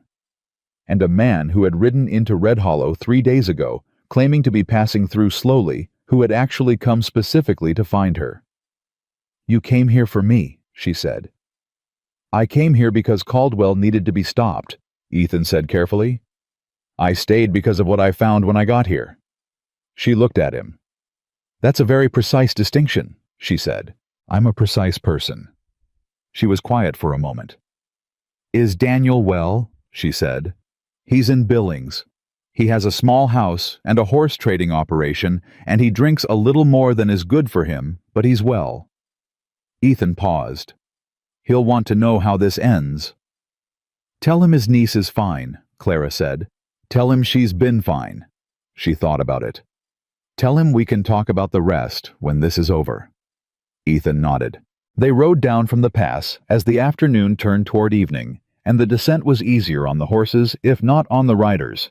And by the time the high pass trail met the northern approach to the Helena Road, they had not seen Caldwell's men, and the road ahead was clear. "We're ahead of them," Margaret said. She said it with the satisfaction of a woman who has been navigating Montana terrain for 4 decades and is entitled to some satisfaction. "They'd have to ride through the night to cut us off now." "Don't say it too loud," Hector said. "Montana's listening." They made camp off the road that night. A cold camp, no fire, which was Margaret's decision, and which nobody argued with because Margaret's decisions about the territory had a practical authority that nobody in their right mind would challenge. They ate cold food and wrapped in their blankets, and in the morning they rode. Helena appeared on the afternoon of the second day. The territorial capital was larger than Red Hollow, in the way that all capitals are larger, not just in size, but in a quality of permanence and institution, the feeling of a place that understood itself to be important. Clara had been to Helena twice in her life, both times with her father when she was young, and the feeling of it came back to her now, the sense of a larger world, a world with offices and courts and processes that could, if properly approached, apply force to problems that small-town power structures could not or would not touch. The Territorial Commissioner's office was in a stone building on the main street. Clara walked in with the documents under her arm and Ethan beside her and Margaret and Hector behind her, and she asked to see the commissioner. The clerk at the front desk, a middle-aged man with the faintly defensive posture of someone accustomed to managing people who thought their business was more urgent than it was, looked at her with the particular brand of polite dismissal reserved for women who appeared without appointments. "The commissioner is unavailable today," he said. "If you'd like to leave your name—" "My name is Clara Whitmore," she said. "My father was Thomas Whitmore of Red Hollow, Montana. I have in my possession original documents demonstrating a systematic fraud operation conducted over at least a decade by Victor Caldwell of Red Hollow, affecting no fewer than 7 families involving altered land agreements, false debt structures, and the active corruption of local law enforcement." She placed the documents on his desk, not slamming them, setting them down carefully, the way you set down something important. "And I have ridden 2 days through the high pass in October to bring them here, so I would very much appreciate it if you could make the commissioner available." The clerk looked in the documents. He looked at Clara's face. He looked at Ethan standing slightly behind her, with the expression of a man who has been a bounty hunter and is very comfortable waiting. He looked at Hector, who was very large. He looked at Margaret, who looked back at him with 71 years of patience and the clear willingness to stand in this office until someone important appeared. "One moment," the clerk said. He was back in under 2 minutes. "Commissioner Aldridge will see you," he said. Commissioner William Aldridge was 60 years old, gray-haired, and had the particular exhausted competence of a man who had spent 30 years in territorial government dealing with problems that ranged from the complicated to the catastrophic, and had developed a calibrated response to each. He looked at Clara when she walked in, and then he looked at the documents she put on his desk, and then he put on his reading glasses and started reading, and the room got very quiet. He read for 12 minutes. Nobody spoke. Then he took off his glasses and looked at Clara. "Miss Whitmore," he said, "how many families are we talking about?" "7 that I've confirmed," she said. "Possibly more." And you retrieved these from Caldwell's private strongbox?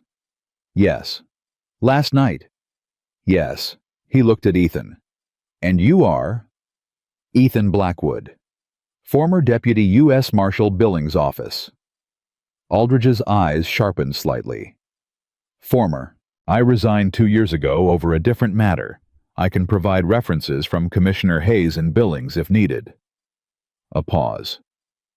I can also provide a complete account of the methodology Caldwell used, the timeline I've reconstructed, and the names of witnesses in Red Hollow who are prepared to testify. Aldridge looked at the documents again. He was quiet for a long moment. Victor Caldwell, he said, has been a registered land agent in this territory for 14 years. He has no formal complaints on record. No, Clara said. He doesn't. Because the people he targeted had no one to bring complaints to. Aldridge looked at her. Until now, she said. The commissioner sat back in his chair. He picked up one of the documents, her father's original agreement, and looked at it for a long time. The alteration is not subtle, he said. It's subtle enough to miss if you're not looking for it, but once you know it's there, it's clear. He set it down. Miss Whitmore, is Victor Caldwell currently in Red Hollow? As far as I know, she said. Yes. Aldridge looked at his clerk, who had stationed himself in the doorway. Get me Marshal Patterson, he said. Now. The clerk left. Clara stood in the commissioner's office and let out a breath she had been holding. It felt like for 3 years. The documents were on his desk. The right person was reading them. The process, the legitimate, irresistible process of territorial law, was now in motion. Ethan put a hand on her shoulder. Not a dramatic gesture. Barely a touch. Just a brief, solid presence there, and gone. She did not acknowledge it out loud. She didn't need to. Marshal Patterson arrived in 30 minutes. A lean man of 50, with the economy of movement that came from spending years doing work that required quick decisions in tight spaces. He sat across from Aldridge, read the documents with the speed of a man who knew what he was looking for, and asked Clara 4 precise questions, all of which she answered with equal precision. And then he looked at Aldridge. I can have men in Red Hollow by tomorrow morning, he said. Then have men in Red Hollow by tomorrow morning, Aldridge said. Clara looked at Ethan. Ethan looked at Clara. We need to be there before them, she said. I know, he said. There are people in Red Hollow who don't know what's coming. Ruth Castle. The Donovan brothers. Everyone Luis and Petey were supposed to gather.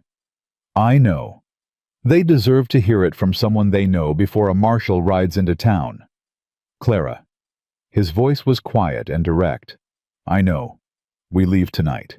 She nodded. Then she turned back to Commissioner Aldridge. Commissioner, she said, I need your assurance that when Marshal Patterson's men arrive in Red Hollow, Sheriff Breaker is taken into custody before he has the opportunity to warn Caldwell or destroy any remaining evidence. Aldridge looked at her.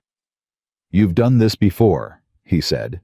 No, she said, but I've been planning it for 3 years. Aldridge's expression shifted slightly. Not a smile exactly, but the recognition of something he didn't expect. You have my assurance, Miss Whitmore, he said. They left Helena as the sun was going down. 4 people and 3 horses heading back toward the high pass in the last light, and Clara rode with the particular feeling of someone who has put a thing in motion that is larger than themselves and must now trust that the motion carries. She had the originals. Aldridge had copies. Patterson had his orders. And somewhere behind them, riding to meet them in Red Hollow, was the machinery of justice that Caldwell had believed he had successfully insulated himself from. He had been wrong about that. He had been wrong about a lot of things. How are you? Ethan said, riding beside her in the dimming light. I don't know yet, she said honestly. Ask me when it's over. I will, he said. They rode into the dark together, and the mountains were enormous around them, and Clara Whitmore held herself straight in the saddle and thought about tomorrow, and did not look back once. Show more. They rode through the night. Not fast, The high pass didn't allow fast, and the horses had already given 2 days of hard work and needed managing. But they rode steady the way people ride when they understand that stopping is not an option, when the thing behind them and the thing ahead of them are both more important than the cold or the dark or the ache that sets into your back and hips after hours in the saddle. Margaret set the pace again. Nobody argued. Clara rode with her mind doing what it had always done under pressure. Running calculations, mapping contingencies, working through the variables of a situation, the way her father had taught her to work through numbers. Marshal Patterson would reach Red Hollow tomorrow morning. That meant Caldwell had tonight. A man like Caldwell, intelligent and methodical and accustomed to managing threats before they fully developed, would use tonight. The question was, how? "He'll run," Hector said from behind her, as if he'd been following the same thread. "When he figures out the commissioner's office has the copies, he'll know it's finished. Men like that, they don't fight when fighting won't save them. They run." "He doesn't know we went to Helena," Margaret said. "His men went south to cut off the main road. He thinks we're still between here and the capital." "He'll figure it out," Ethan said. "Maybe not tonight, but by morning." "Then we need to be there before morning," Clara said. "We will be," Ethan said. "We'll come down off the pass around 2. Red Hollow is another hour and a half at this pace." Clara did the arithmetic. 3:30, maybe 4 in the morning. Patterson and his men wouldn't arrive until dawn at the earliest, more likely mid-morning. That left a window, a gap between their return and the law's arrival, and in that window anything could happen. She thought about Luis and Petey and Ruth and whoever else had been quietly gathered at her instruction. She thought about the silver moon sitting dark on the main street. She thought about Victor Caldwell in his large house at the north end of town. A man who had spent 14 years building a system of control so thorough that he had simply assumed it was permanent, now sitting with the knowledge that his strongbox had been opened and his originals were gone. "What would a man like that do with a night, Ethan?" she said. "I'm thinking the same thing," he said. "Tell me." "He won't run yet, not until he knows for certain that Helena has been contacted. Right now he still thinks there's a chance we're just hiding somewhere with the documents waiting to use them locally to go to Breaker or Henley, which would give him room to manage. He won't run until he's certain there's nowhere to manage to." A pause. "But he'll move against the people he thinks are involved. Tonight, before dawn." Clara's hands tightened on the reins. "Ruth," she said, "and Hector's forge, and anyone Caldwell suspects of helping." Ethan's voice was controlled, but the edge in it was real. "He can't undo what's been taken, but he can try to eliminate the witnesses before the law arrives." The mountain air was very cold and very quiet around them. "We ride faster," Clara said. "The horses." "We ride faster," she said again. Hector made a sound of agreement. Margaret didn't argue. They rode faster. Coming down off the pass, the trail opened up and the horses found their footing, and the pace increased until it was something that could almost be called urgent without being reckless. And Clara bent low and held on, and thought about Ruth Castle in her clean house with her straight curtains, and her 7 years of carrying a debt that was never hers to carry. And she rode like the distance between herself and that house was something she could close through sheer will. They reached the valley floor at 2:15. Red Hollow was dark and quiet, the way small towns are at this hour. The particular quiet that is not peaceful, but simply the absence of the noise people make when they are awake, a quiet with weight to it, a quiet that can hide things. Clara pulled her horse to a stop at the edge of town. "We split," Ethan said low. He had pulled up beside her. "I go to Caldwell's house. If he's moving tonight, it starts from there. Hector Ruth Castle's house. Margaret." "The Silver Moon," Margaret said. "If people have been gathering there, they need someone who knows what's happened." "Clara." "I go with you," Clara said. Ethan looked at her. "Clara, those are my people he's moving against," she said. "And you might need someone who knows this town and these people better than you do." She held his gaze. "I go with you." A beat. "All right," he said. They left the horses with Margaret and went on foot, staying off the main street, using the back route that Clara knew from years of early mornings and late nights moving through this town before anyone else was awake. She knew which dog would bark and which wouldn't, which gate hinges needed lifting to open silently, which stretch of ground was soft enough to muffle footsteps. Ethan followed her lead without comment. That she thought was something she had not encountered before in a man, the willingness to follow without qualifying it, without managing it, without making it into something he was allowing, rather than something that simply made sense. Caldwell's house was lit. Not all of it 2 windows, the ones at the front, which meant the parlor and possibly the study. At this hour, that meant either he couldn't sleep or he was doing something he needed to be awake for. They stopped in the shadow at the side of the house and listened.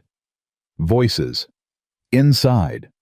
Low enough that the words weren't clear, but the tone was the clipped, directive tone of a man giving instructions. "He's talking to someone," Clara breathed. Ethan nodded.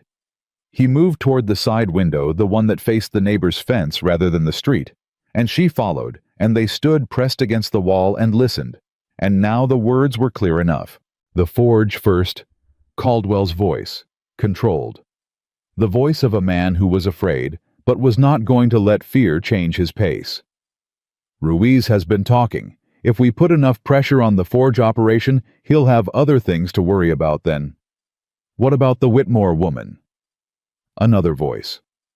One of the men from the meeting, Clara thought the stranger's voice, the one with the specific purpose and no paper trail. "She's not in Red Hollow," Caldwell said. "If she was, she'd have moved by now. She's somewhere between here and Helena, and she can stay there. By the time she gets back with whatever she thinks she has, this will be managed." A pause. "What if she already got there?" the stranger's voice said. Silence. When Caldwell spoke again, something in his voice had changed quality, a fracture in the control, barely perceptible, but real. "She couldn't have. The South Road." "She didn't take the South Road," the stranger said. "Your men on the South Road haven't seen her, haven't seen anyone. Which means if she left 2 nights ago, she either went to ground somewhere, or she went another way." Silence. Longer this time. "The High Pass," Caldwell said. The words came out flat like something deflating. "Margaret Phelps. She knows the High Pass." Clara felt Ethan go still beside her. "If she's already been to Helena," the stranger started. "Then we have less time than I thought," Caldwell said. His voice was different now. The control was still there, but it was a different kind of control, the kind that comes from a decision being made, a final calculation being completed. "Change of plan. Forget the forge. Get the horses. We leave in an hour." Clara looked at Ethan. He was already moving. She caught his arm. "If he runs—" "He won't get far," Ethan said. "But I need to slow him down. Stay here." "Ethan!" Clara. His voice was low and absolutely certain. "Stay here. Watch the front door. If anyone comes out before I get back, you get to the Silver Moon, and you get Margaret and whoever else is there, and you make enough noise that the whole town wakes up. Can you do that?" She wanted to argue. She didn't, because he was right. "Yes," she said. He was gone. Clara pressed herself against the wall of Caldwell's house and listened to the voices inside, and watched the front door and breathed slowly through the cold, and thought about what it meant to trust someone enough to stay when everything in her wanted to move. She had not trusted many people in her life. She thought she was probably learning to do it differently. 3 minutes passed. 4. Inside, the voices continued practical, logistical. The voices of men organizing a departure, which meant horses and bags and money and documents and all the material necessities of a man dismantling 14 years of built position in under an hour. Clara listened and counted minutes and watched the door. Then she heard it.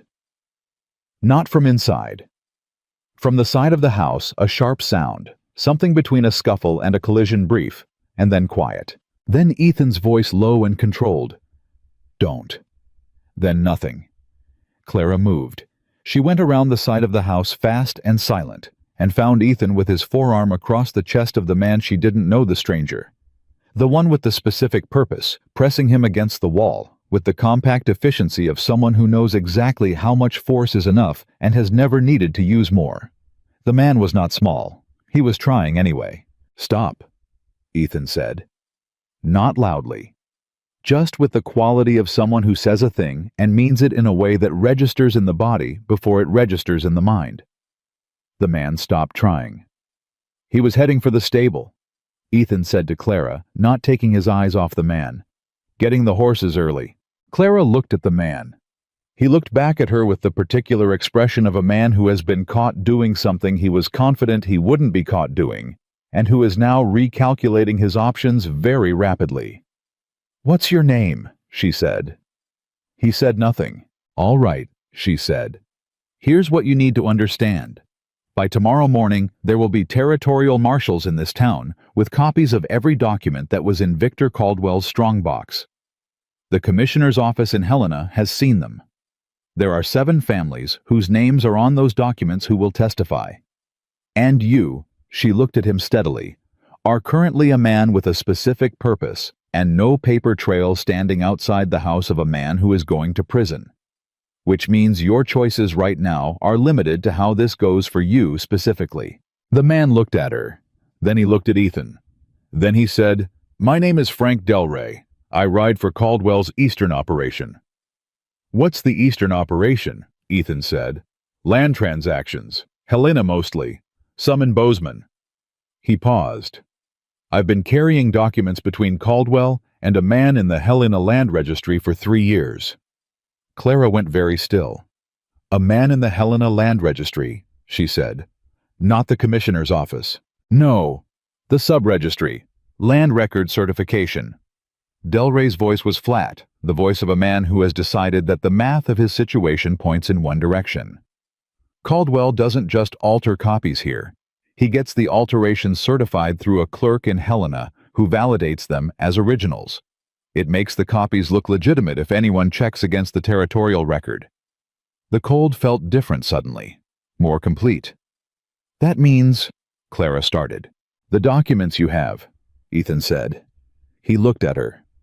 "The originals from the strongbox. If Caldwell has a certified version of his altered copies in the territorial record, then when Patterson's men arrive, Caldwell shows them the certified copies," Clara said, "and claims our documents are the forgeries." The silence was very loud. "We need to get back to Helena," Ethan said. "We just came from Helena." "I know." Clara pressed her hand against her coat, against the documents beneath it. The originals. The actual truth in her father's actual handwriting, with the actual number he had actually agreed to. She thought about Commissioner Aldridge reading them. She thought about him saying, "The alteration is not subtle, but once you know it's there, it's clear." She thought about the certified copies in the sub-registry, the ones designed to make Caldwell's version look like the institutional record. "Who is the clerk?" she asked Delray. "In the sub-registry." "Man named Corbin, Gerald Corbin." "Does Aldridge know him?" Delray hesitated. "Does Aldridge know Corbin?" Clara said again. "Corbin's been in that office for 12 years, Delray said. "Aldridge knows everyone in that office." "Then we don't need to go back to Helena," she said. Ethan looked at her. "We send a message," she said. "Tonight. We send a rider to Helena with a written account of what Delray just told us. Corbin's named the sub-registry, the certification scheme. Aldridge already has our documents. If he knows to look at Corbin, he can compare the certifications against the originals himself. He doesn't need us there." She was thinking fast, building it as she spoke, and she could feel Ethan following the logic, and she could feel the moment he arrived at the same conclusion she had. "Who do we send?" he said. "Petey Walsh," she said. "He's young, and he's fast, and he knows what's at stake. And he made copies of documents for Caldwell for 8 months. He can describe exactly what Corbin's certifications looked like, which gives Aldridge something specific to pull." Ethan was quiet for exactly 2 seconds. "Yes?" he said. "All right." Clara looked at Delray. "You're going to write down what you just told me. Your name, Corbin's name, the arrangement, the timeline, all of it." She looked at Ethan. and then he's going to be somewhere secure until Patterson arrives. The forge, Ethan said. Hector's place. The forge, she agreed. Frank Delray, who had presumably spent his career being the kind of man who made problems disappear for other people, and had never expected to find himself on this side of the arrangement, looked at Clara Whitmore, standing in the cold dark outside his employer's house, with the quiet certainty of someone who has run out of patience and run into purpose, and he said, "All right." Inside the house, Victor Caldwell was still talking. He didn't know yet that his exit had been removed. The next 40 minutes were the most precisely organized 40 minutes of Clara's life, and she had organized a lot of things in a lot of difficult circumstances. Ethan took Delray to Hector's forge, which turned out to be where Hector already was, having arrived 20 minutes earlier, and found Luis and Ruth and 4 other people who had gathered there instead of the Silver Moon because the forge was more defensible, and Hector had made that determination himself without being asked, which told Clara something about Hector Ruiz that she already knew and was glad to have confirmed. Ruth looked at Clara the moment she came through the forge door. "You're back," Ruth said. "I'm back." "Helena." "Done. Or it will be by morning." Clara crossed to her, took her hands. "Are you all right?" Ruth stopped. Her hands were cold. Her face had the drawn quality of someone who had been holding a particular kind of tension for an extended period and was not quite ready to release it yet, because releasing it too early had its own risks. "I've been better," she said honestly. "But I've been worse. Much worse." "I know," Clara said. "It's almost over." "Almost," Ruth said. "Almost is close enough to work with," Clara said. She found Petey Walsh in the corner of the forge, sitting on an overturned bucket with his elbows on his knees, looking like a young man who had been awake for a very long time doing things he hadn't expected to be doing at 17. "Petey," she said, "I need you to ride to Helena." He looked up. She told him what she needed. Corbin's name, the sub-registry, the written account that Delray was currently producing at Hector's workbench, with the focused cooperation of a man who had decided which way the math pointed. She told him that Commissioner Aldridge already had the originals and knew what he was looking at, and that what he needed now was the name of the man in the sub-registry, and someone who could describe exactly what the certified copies looked like.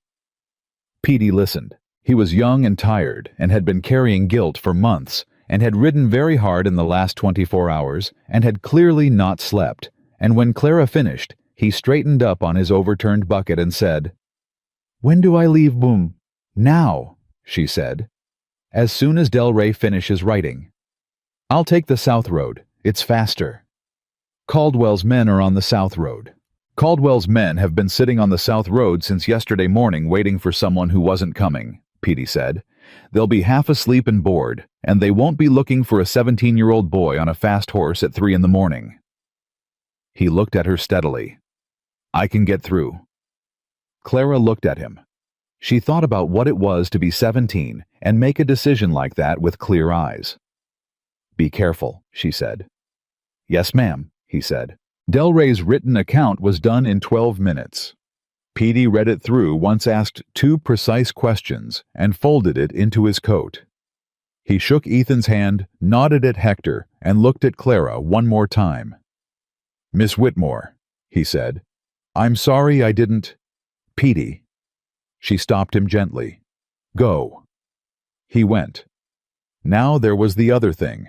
Caldwell was still in his house preparing to run, unaware that his exit route had been neutralized and that his certified copies in Helena were about to become the evidence against him rather than for him. He would figure it out. Eventually, men like Caldwell always figured it out, but right now he didn't know. "We could wait for Patterson," Ethan said. "He said it the way you offer an option you know won't be taken just to make sure it's on the table." "By the time Patterson arrives, Caldwell might be gone," Clara said. "He won't get far. That's not the point."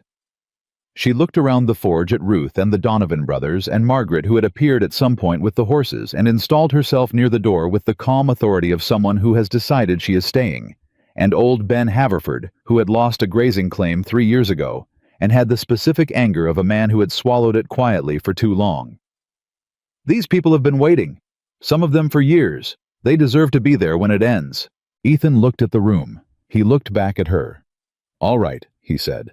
"But we do this carefully. No mob, no guns, nothing that gives Caldwell's lawyers something to work with in a courtroom." "Agreed," she said. "We walk up to his front door and we knock." A beat. "And then," Hector said. "And then we tell him it's over," Clara said. "And we let him make his choices in front of witnesses."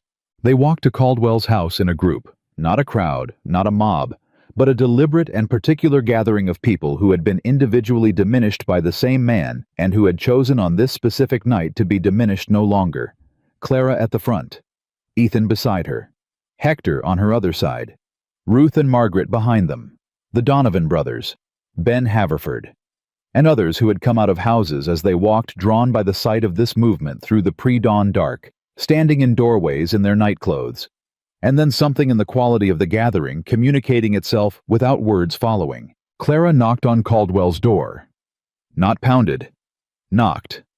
4 deliberate strikes, the knock of someone who is not afraid of the answer. Silence from inside. She knocked again. The door opened. Victor Caldwell stood in the doorway in his traveling clothes he had packed. Then he had been ready to go, and looked out at the collection of people assembled in front of his house in the cold hours before dawn, and for the first time in 14 years of operating in Red Hollow as the most powerful man in the valley. His face showed something that was not quite fear, but was adjacent to it. The recognition of something he had not planned for. He looked at Clara. "Miss Whitmore," he said. His voice was very controlled. "Mr. Caldwell," she said. He looked past her at the faces. He found Hector. He found Ruth. He found the Donovan brothers. He found old Ben Haverford. And the others, the ones who had come out of their houses to follow the people of Red Hollow, who had watched this man operate for a decade, and told themselves they couldn't do anything, and had now at 4 a.m, on the basis of a woman's knock on a door, decided that they could. "I don't know what you think you have," Caldwell said.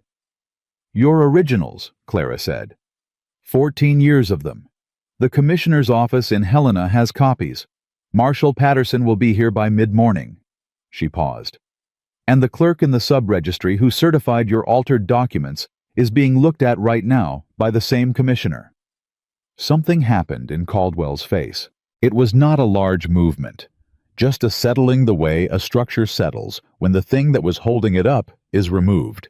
His jaw, the set of his mouth, the quality of his eyes. He knew.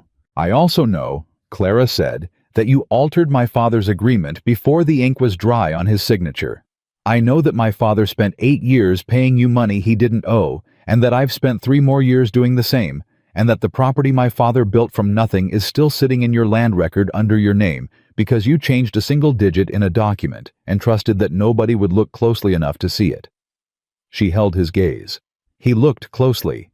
At 2 a.m, with a lamp burning down to nothing, he looked closely, and he knew. He just didn't have anyone willing to stand with him. Caldwell said nothing. "I have 7 signed statements from families you did this to," Clara continued. "I have your original documents. I have a witness to your sub-registry arrangement. And I have a room full of people who are done staying quiet." She looked at him steadily. "So I'm going to ask you to step back inside your house and wait for the marshal. And I'm going to ask that as one person talking to another in front of witnesses, so that whatever choice you make is made clearly and on the record." The crowd behind her was very still. Caldwell stood in his doorway. He looked at Clara Whitmore, the saloon girl, the woman who poured drinks for men who laughed at her, the woman everyone in Red Hollow had filed into a particular drawer marked harmless and permanent and going nowhere, and he did something she did not expect. He stepped back. "I'll wait," he said. He said it quietly, without drama, the way a man speaks when he has made the only calculation left available to him. He stepped back from the door. Clara turned to face the people behind her. They were looking at her. Not at Caldwell's house, not at each other, but at her. Ruth with her red-rimmed eyes and her straight spine.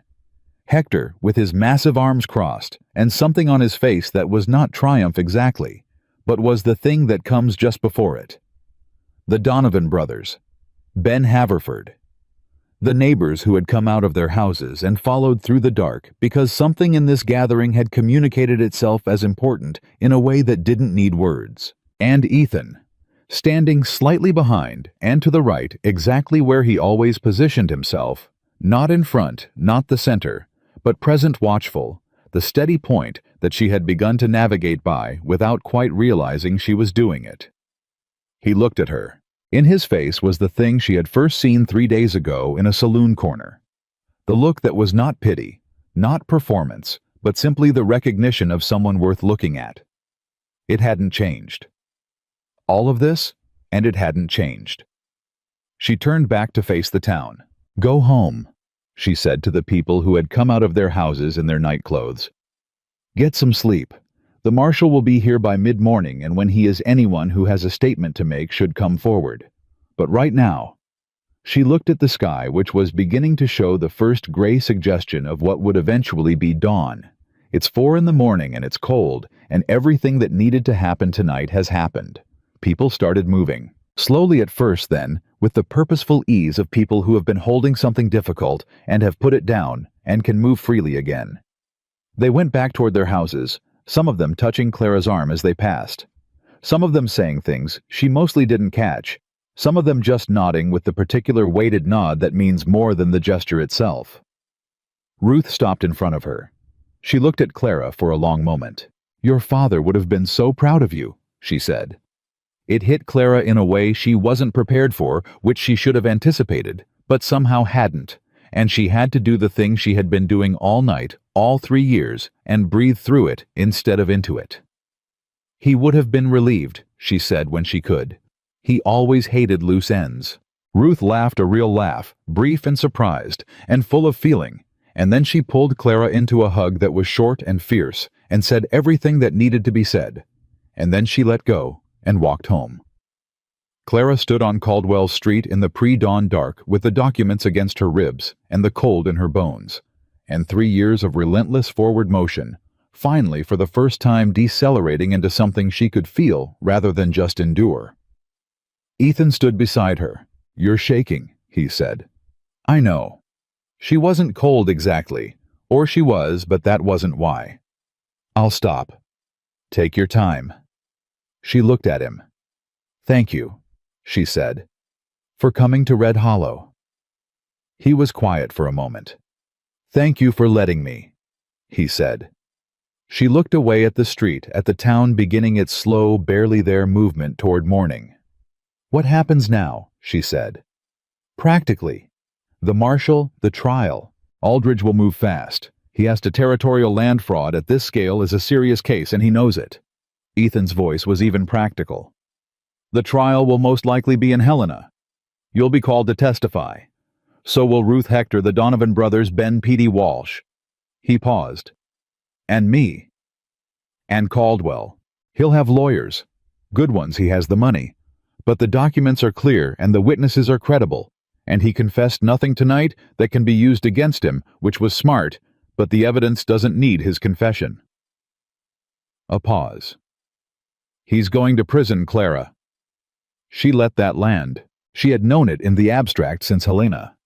But abstract knowledge and standing in front of a man's house at 4 in the morning after 3 years of his debt and her silence and 1 week of finally moving, those were different things, and the difference was something she needed to let herself feel.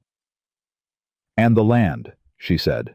"The territorial commissioner has authority to reverse fraudulent land transfers. It won't be fast, it'll take months probably, legal process is never fast, but the original agreements establish clear prior claim. Your father's property, the Casanova grazing rights, the Donovan parcels." He was careful and accurate the way he always was when precision mattered. "It comes back." The Silver Moon Saloon sat down the street dark and waiting. Her father had built it with borrowed money, and 30 years of stubborn optimism and the belief that a man who recorded things honestly would always know the truth of where he stood. He had been right. He had just needed someone willing to stand with him. "Ethan?" she said. "Yes." "What were you going to do after this? When you'd done what you came here to do?" He was quiet. "I hadn't planned that far," he said. She looked at him. That seems like something worth planning, she said. In his face, something shifted.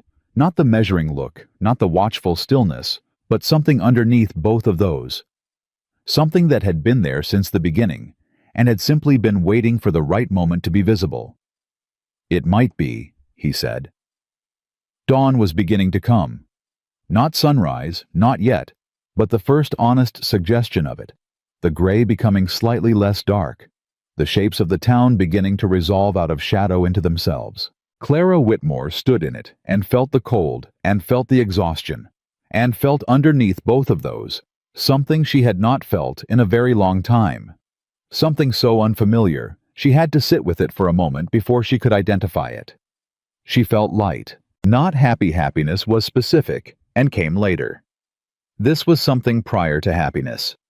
The feeling of a weight that has been part of the landscape for so long, you stopped noticing it, and then one day it's gone, and the absence of it is so complete and so physical that you stand still for a moment just to feel the shape of the air where it used to be.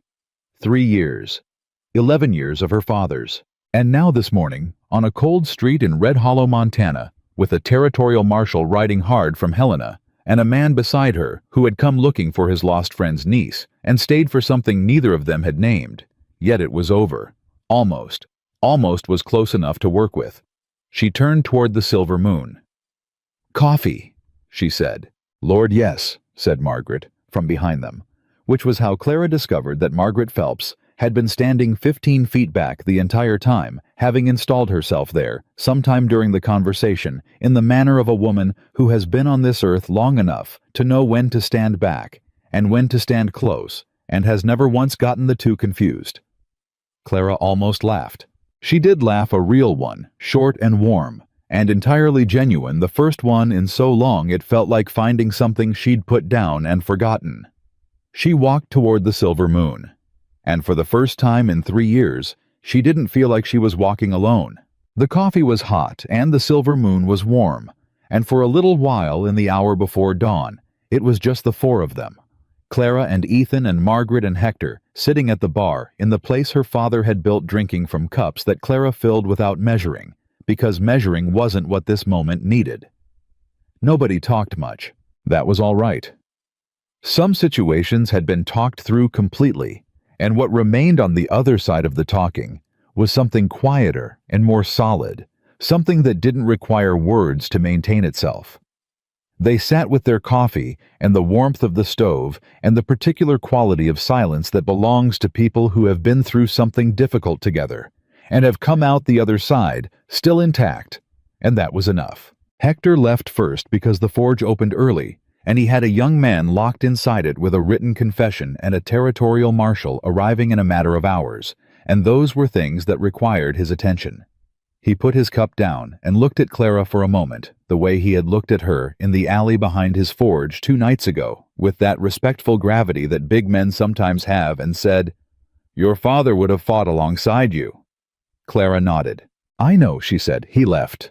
Margaret stayed another 20 minutes drinking her coffee with the unhurried thoroughness of a woman who had been up for 22 hours and intended to enjoy the parts that were enjoyable before she went home to sleep. When she finally stood, she put a hand briefly on Clara's shoulder, just rested it there, warm and solid, for about 3 seconds.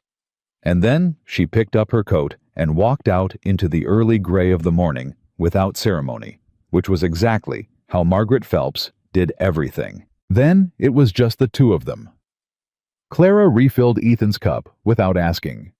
He accepted it without asking. She went around to the customer side of the bar and sat on the stool nearest to him, because standing behind the bar right now felt like a role she had been playing for 3 years, and she wanted for 5 minutes to sit somewhere else. He looked at her. She looked at her coffee. "Tell me about your uncle," she said. Not because she needed to fill the silence. Because she had been carrying the information about Daniel Whitmore since the high pass, and she had set it aside to deal with more urgent things, and now it was here again sitting in the room with them, and she was ready to look at it. Ethan told her. Daniel Whitmore was 57 years old and had lived in Billings for 9 years, since the year Caldwell had taken his land claim. And he had made the calculation, the painful, humiliating survival-based calculation, that Clara understood completely, that leaving was the only viable option. He ran a small horse trading operation out of a stable on the north end of town. He had 2 dogs he was very attached to, and a habit of reading the territorial newspapers cover to cover, looking for Caldwell's name, which he had never found, which had eaten at him for 9 years, in the specific way that injustice eats at people who know exactly what was done to them and can't prove it. He had told Ethan about Red Hollow the way a man talks about a wound that never healed properly, with a controlled, careful quality that was the surface of something much larger underneath. He had told him about Thomas, his brother, whom he had argued with the year before he left, over a business disagreement that had seemed important at the time, and which he said, regret for the rest of his life. He had told him about a niece he had met twice when she was young, who had her father's eyes and her mother's stubbornness, and who was, as far as he knew, still in Red Hollow running a saloon and paying a debt she couldn't explain. He had asked Ethan to find her, and then Ethan had said quietly, "He cried when he told me. He's not a man who cries easily." I don't think he'd cried about it in 9 years, which meant it had just been sitting there, and when he started talking about it, it all came out at once. Clara sat with that. "I was angry at him," she said. "After my father died. I didn't even know exactly why we barely knew each other, but he just wasn't there. And the town wasn't there, and I told myself I didn't need any of them, and I meant it, but wanting something and needing it are different things, and I was never very good at admitting the difference." "Most people aren't," Ethan said. "He left because he had to," she said. "Yes. The same way I stayed because I had to." "Yes." She was quiet for a moment. "I want to write to him," she said. "When this is settled, I want him to know what happened." "He'll want to know," Ethan said. "Will you—" She stopped, started again more carefully. "Will you still be here when this is settled?" The question sat between them. Ethan looked at his coffee cup. She watched him do the thing he always did, before he said something true, that brief internal gathering the space he gave himself to arrive at precision. "I've been moving for 2 years," he said. "Town to town, doing what I can and then moving on because there was nothing in any of those towns that made me want to stop." He looked up at her. "I don't feel that way about this one." Clara met his eyes. She thought about the first night he had walked into the Silver Moon and sat in the corner with cold coffee and watchful eyes. She thought about that's enough in a room full of laughing men.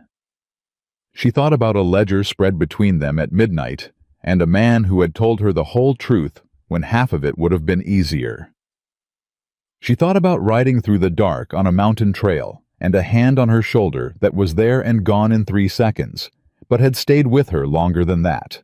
She thought about all the ways she had learned to be sufficient unto herself, the habits of independence that years of aloneness had made into a kind of armor, and how it felt unexpectedly to find that the armor had a door. "I'm not an easy person to know," she said. "I'm aware of that," he said. "I'm set in my ways. I run this place the way I run it, and I don't take suggestions well, and I don't ask for help naturally, and I overthink things at 2 in the morning, and I have strong opinions about ledger organization." "I'm aware of all of those things too," he said. "And you're still Clara." He looked at her directly, the way he had looked at her from the beginning, not through her, not past her, at her. "Yes, I'm still." The first real light of morning came through the windows of the Silver Moon Saloon. Then the pale, clear light of a Montana dawn, hitting the worn wooden floor, and the bottles on the shelf behind the bar, and the 2 cups of coffee on the counter, and Clara Whitmore sat in it and let herself be seen. The marshal arrived at 9:30. His name was Patterson, and he had the same lean efficiency. She had registered in the commissioner's office in Helena, and he came with 4 deputies and a written order from Commissioner Aldridge that covered the arrest of Victor Caldwell, the detention of Sheriff Breaker, pending investigation of corruption charges, and the preservation of all remaining documents in the land registry building.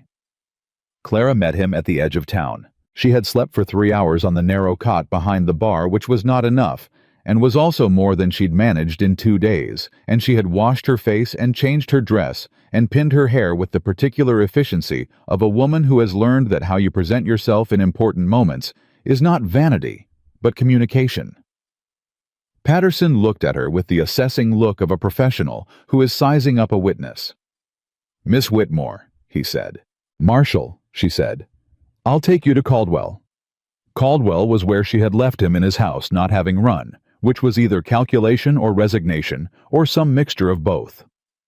He came to the door when Patterson knocked, and he looked at the badge and the 4 deputies, and then he looked past them at Clara, and whatever he saw in her face told him something that the badge and the deputies had merely confirmed. "Victor Caldwell," Patterson said, "you are under arrest by order of the Territorial Commissioner on charges of fraud, forgery, falsification of land records, and corruption of a public official.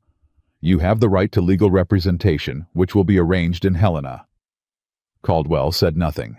He put on his coat, and he walked out of his house between 2 deputies, and he did not look at Clara again, and Clara watched him go with a feeling she had difficulty naming precisely, not triumph, not relief, not satisfaction, though all 3 were present in some proportion. Something more fundamental than any of those. The feeling of a door closing on a room she had been locked in for 11 years. It closed. He was gone. 2 deputies went for Sheriff Breaker, who opened his office door in his uniform and his carefully maintained posture of official authority, and looked at the warrant in Patterson's hand, and visibly deflated the authority, leaving him like air from a punctured thing. He did not resist.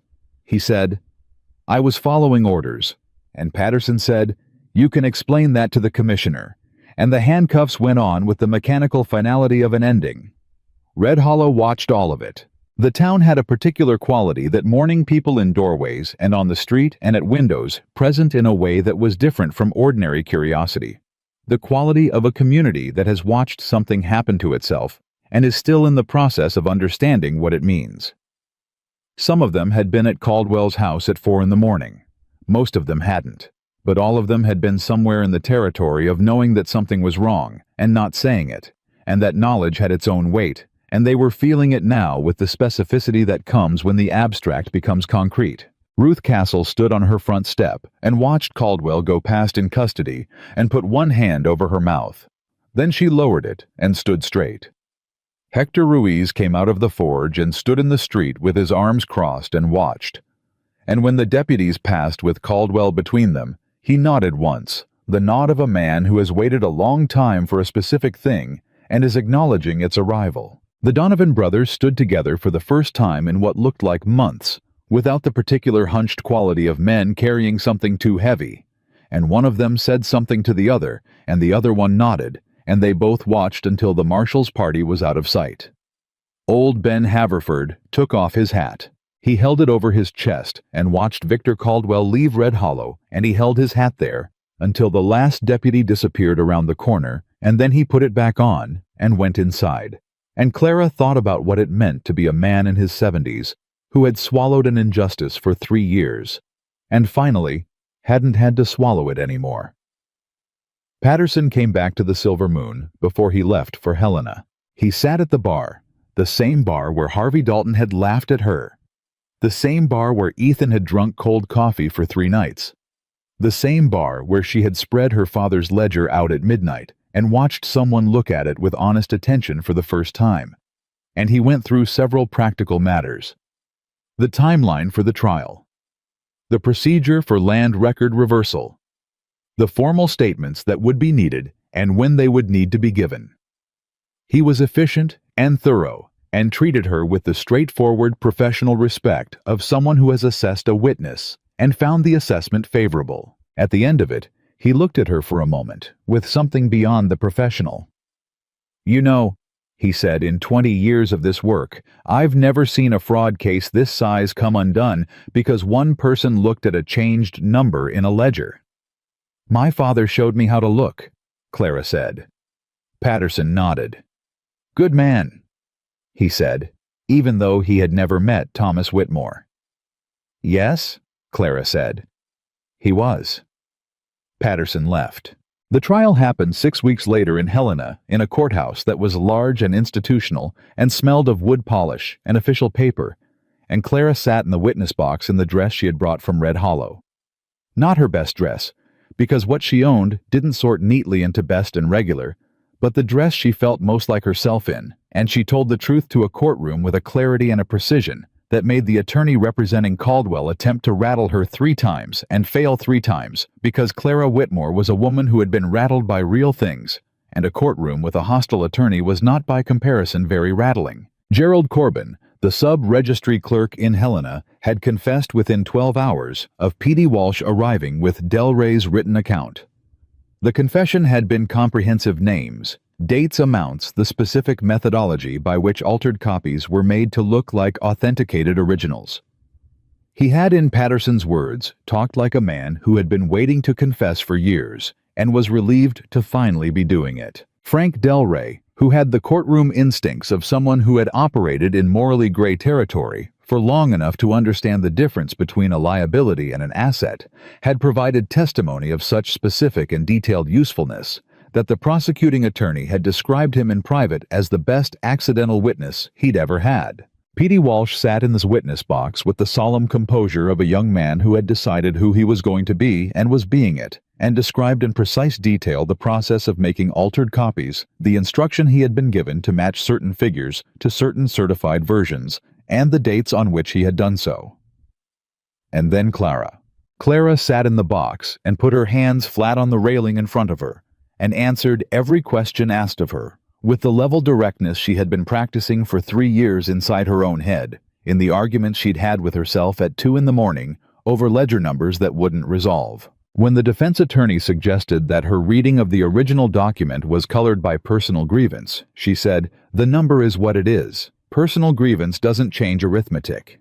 When he suggested that her father might have agreed to different terms than what the original document showed, she said, "My father taught me to read numbers honestly, and I read these honestly, and they say what they say. You can look at them yourself. The court can look at them. Anyone who looks at them without deciding in advance what they want them to say will see what I saw." When he suggested that the testimony of a saloon owner was of questionable reliability, she said very quietly and very clearly, "I have run a business in Red Hollow, Montana for 3 years. I have managed accounts, tracked transactions, maintained records, and identified a systematic fraud that your client has been running for 14 years. The question of my reliability might be better directed at the record." The courtroom was quiet after that. The judge, who had the particular experienced stillness of someone who has seen a great deal and retains the capacity to be impressed only by specific things, looked at her over his glasses for a moment before continuing.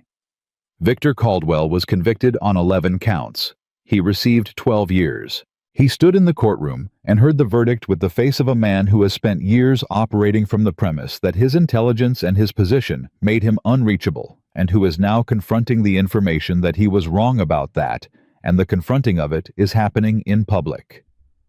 Clara watched him. She did not feel what she had expected to feel. She had expected something like satisfaction, the clean click of justice, arriving where it was supposed to go. What she felt instead was more complicated and more human than that, a deep exhaustion, and underneath the exhaustion, something like grief, not for Caldwell, but for the years, for the time, for her father, who had known something was wrong and never got to see it acknowledged. She felt all of that simultaneously sitting in a Helena courtroom, in the dress she felt most like herself in, and she let herself feel it, because she had learned in the last several weeks that the alternative, putting things in boxes and moving forward and getting through, was only sustainable for so long before the boxes became the problem. Ethan was in the courtroom. He had testified on the 3rd day, giving a clear and methodical account of the investigation from his arrival in Red Hollow to the retrieval of the documents to the identification of the certification scheme, and the prosecuting attorney had clearly been delighted to have a former U.S. Marshal deputy on the stand, and Ethan had given his testimony with the same level plainness he brought to everything. He was sitting in the 2nd row when the verdict came down. He looked at Clara when it did. She looked back at him. And something passed between them that did not require explanation or words or any of the articulations that people use to manage the distance between themselves. Something that was simply recognition. The specific recognition of two people who have been through something together and know it in their bones. She turned back to face the front of the courtroom. 12 years. All right. They took the train back to Red Hollow. It was the first time Clara had ever taken a train. The line had only reached that part of Montana the previous year, and she had never had reason or funds to use it, and the experience was so different from riding through the high pass in the dark that she found it almost funny, the contrast, the plush seat and the window and the landscape moving past at an impossible speed. Ethan sat across from her. Margaret had gone back 3 days earlier because her property didn't manage itself, and she had been away from it long enough. Hector had never come to Helena. He had given his formal statement in Red Hollow to a deputy. Patterson had left behind and had gone back to the forge because the forge was the forge, and things needed making. Ruth had come to Helena and gone home the same day as the verdict because she had cried in the hallway outside the courtroom for a long time, and after that, she had been ready to go home. Clara and Ethan were alone in their section of the car. "What does the land reversal process look like?" she asked.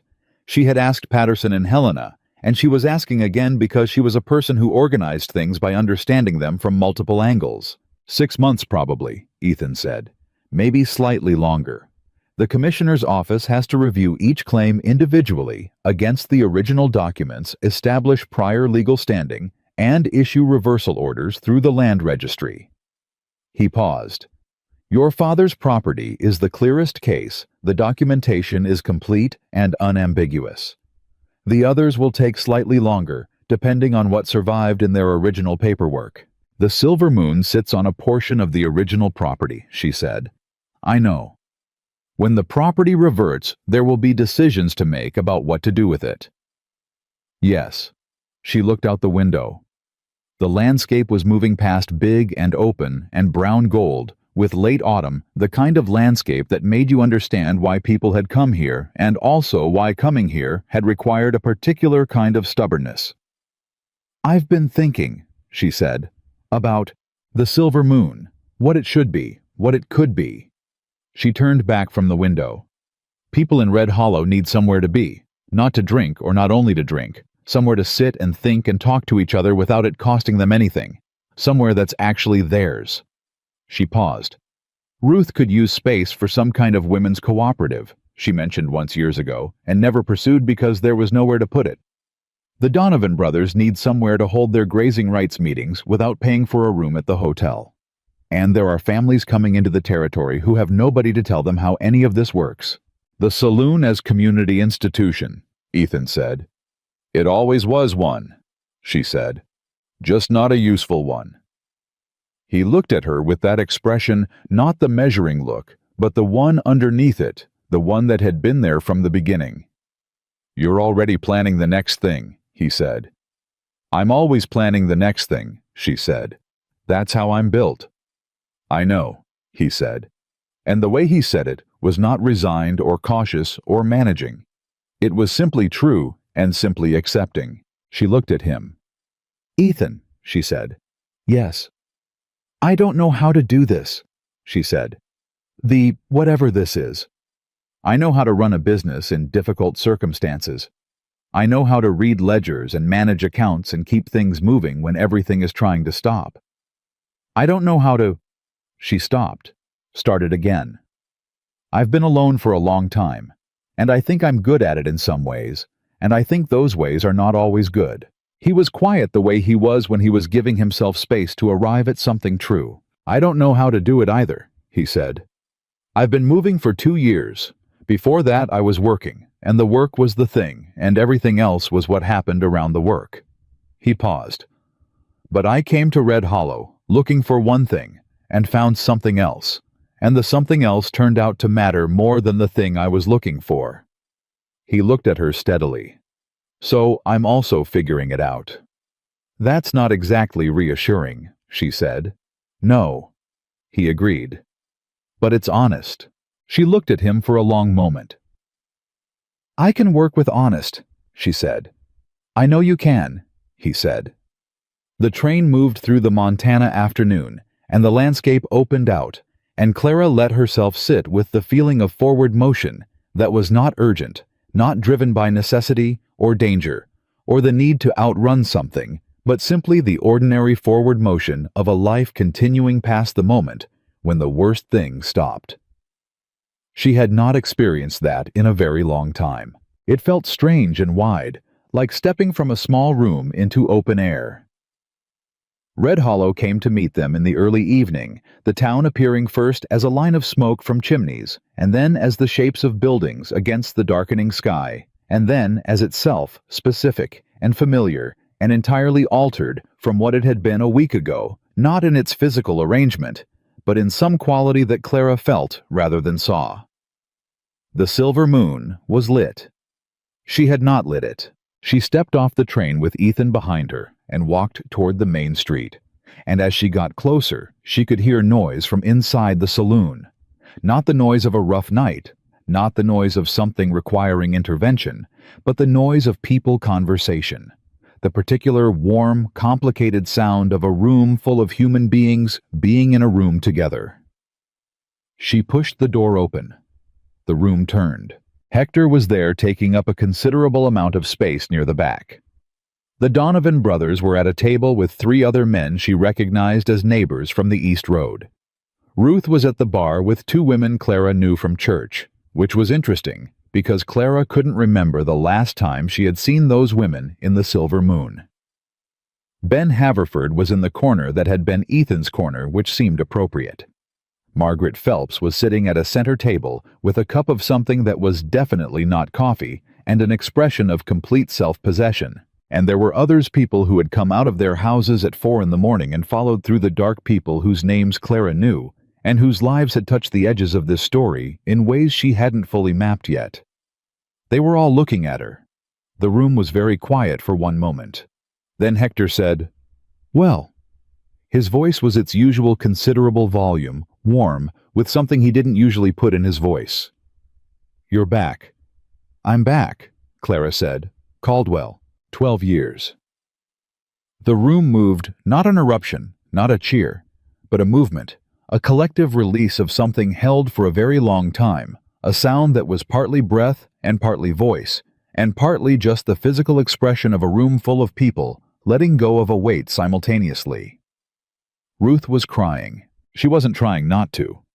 She sat at the bar with tears running down her face and a small, fierce smile, and she didn't wipe her eyes, and Clara crossed to her and stood beside her, and Ruth leaned against her shoulder for a moment, and Clara put her arm around her and held on. "James knew," Ruth said, very quietly, just for Clara. "He always knew," Clara said. "I should have believed him."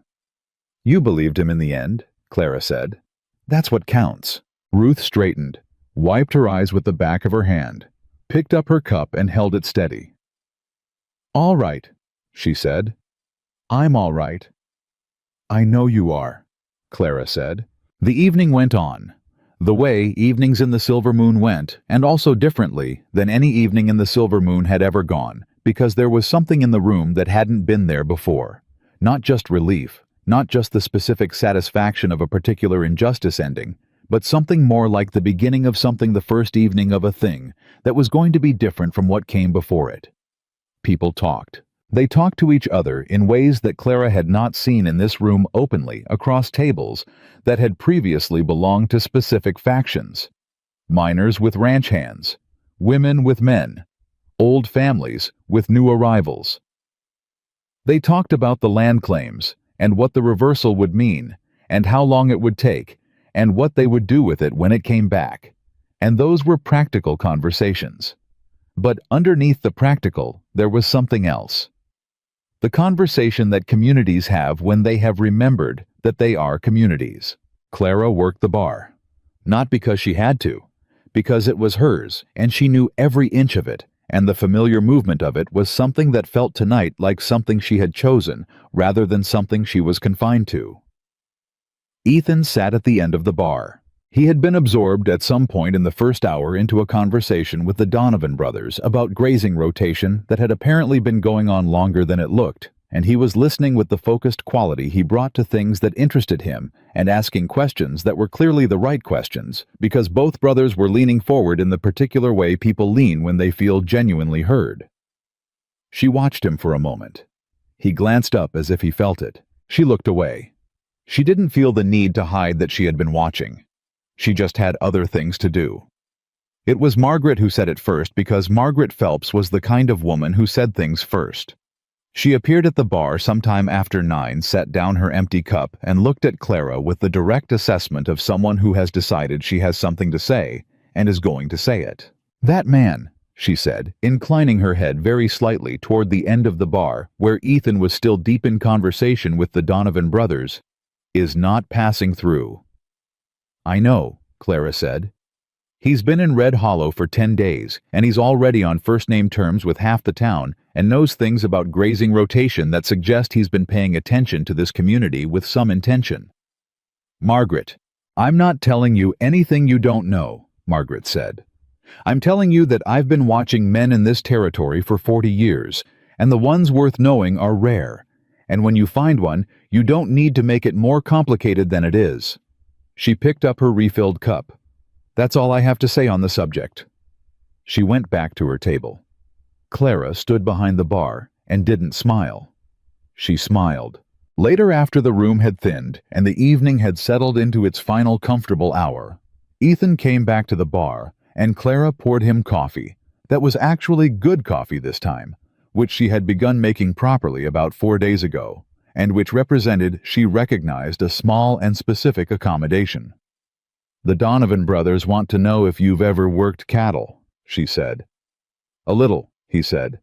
"A few years back. They're going to offer you work." "I figured. Will you take it?" He looked at the coffee. "I don't know yet. Depends on other things." "What other things?" He looked up at her. "Whether there's a reason to stay in town," he said, "rather than ride out to the Donovan spread every day." Clara looked back at him with the directness she had brought to everything her entire life. The directness that was not aggression, but simply the refusal to make things harder than they needed to be. "There's a room upstairs," she said. "My father used it as an office. It's been storage for 3 years. It's not comfortable. I've slept in worse." "That's not a recommendation." "No," he said, "but it's honest." She looked at him. "It's not a good room," she said. "I'm aware. And this place is mine," she said. "All of it. The way it runs, the way decisions get made, the way the books are kept. That doesn't change." "I would never suggest it should," he said. "And I'm not—" She paused. Chose precision over deflection. "I'm not good at letting people in. I'm better at keeping things moving.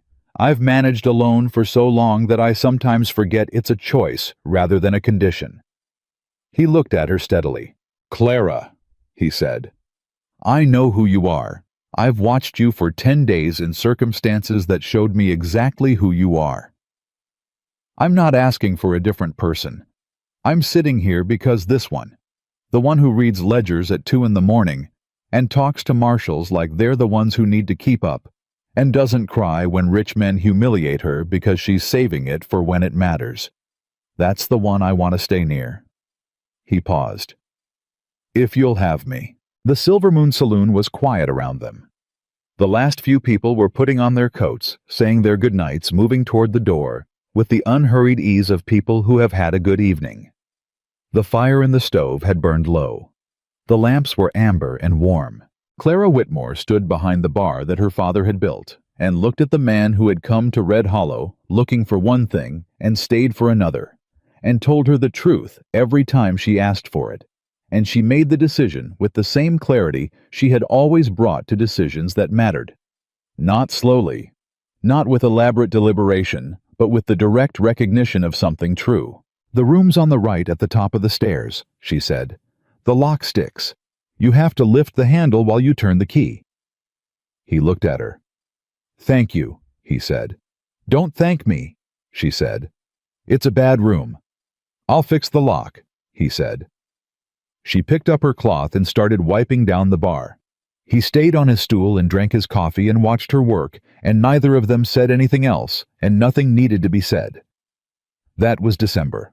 By March, the first land reversal orders had come through from the commissioner's office, and the Donovan brothers had their grazing parcel back, and Ruth Castle's husband's debt had been officially voided by territorial decree, with a written apology from the commissioner that Ruth framed and put on her wall.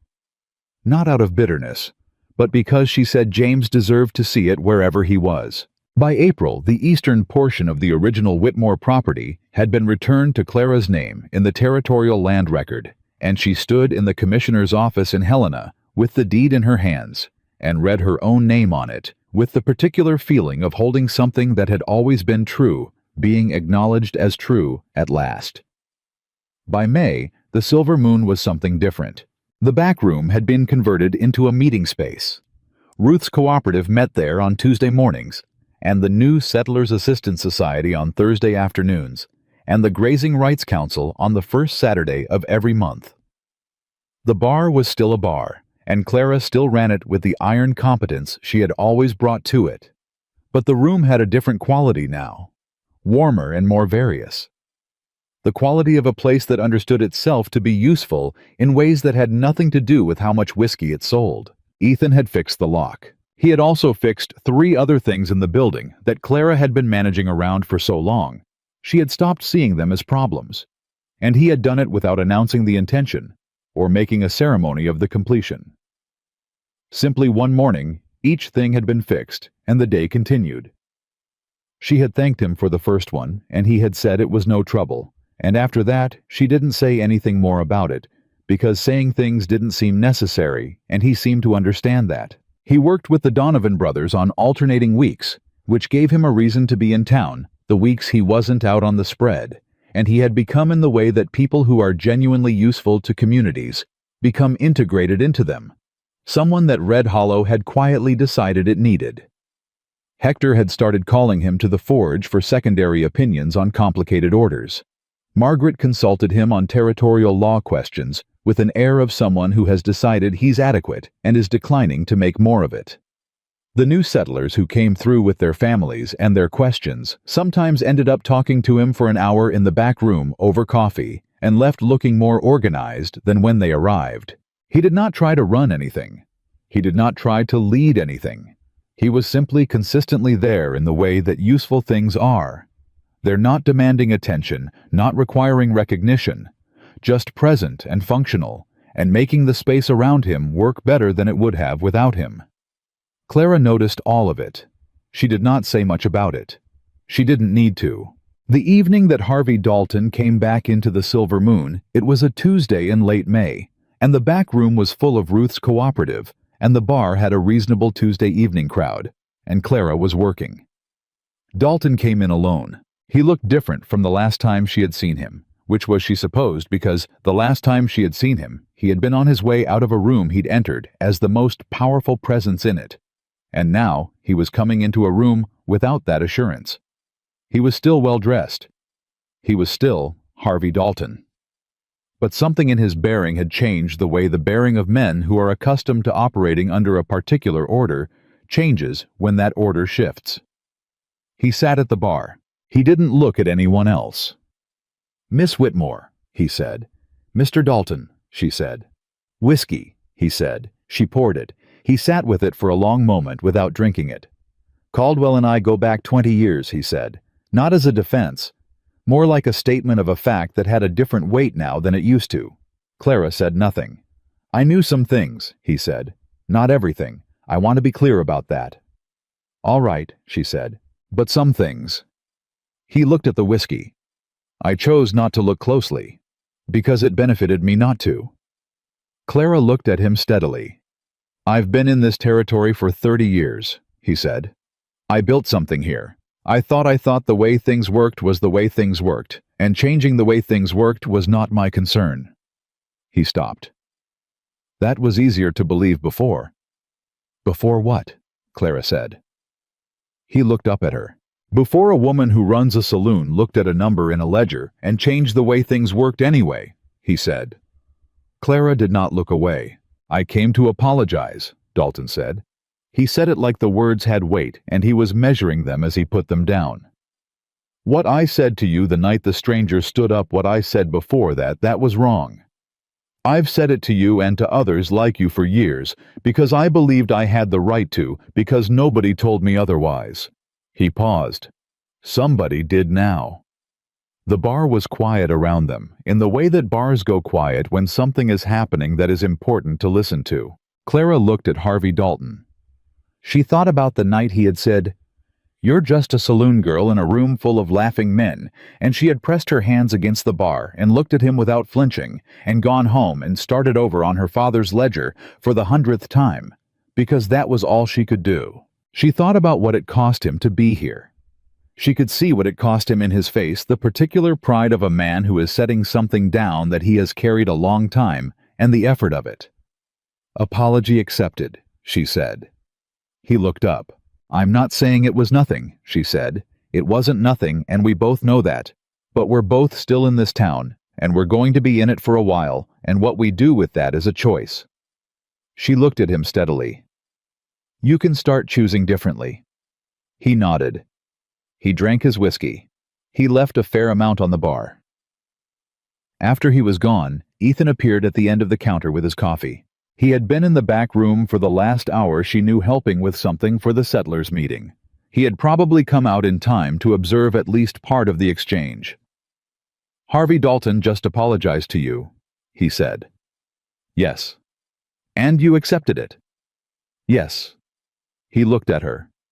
"You're a more generous person than I expected," he said. "I'm a practical person," she said. "This town is small. Generosity is practical." He looked at her with that expression, the one that had been there from the beginning, the one she had finally stopped pretending she didn't see. "Clara," he said. "Yes." "I have something to say." "Then say it." He set down his coffee. He looked at her across the bar her father built in the saloon, that was hers in the town that had laughed at her and was learning to be different, and he said, "I came to Red Hollow for your uncle's sake. I stayed because of what I found when I got here. And what I found—" He stopped. Started again with the precision he always brought to things that mattered. "What I found was the most honest, most capable, most stubborn, most extraordinary woman I have ever encountered in my life. And I am not a man who says things I don't mean. And I am not a man who says this kind of thing lightly, so I want you to understand that I mean it exactly as plainly as I'm saying it." The room was very still. Clara Whitmore looked at Ethan Blackwood across the bar. She thought about everything. All of it.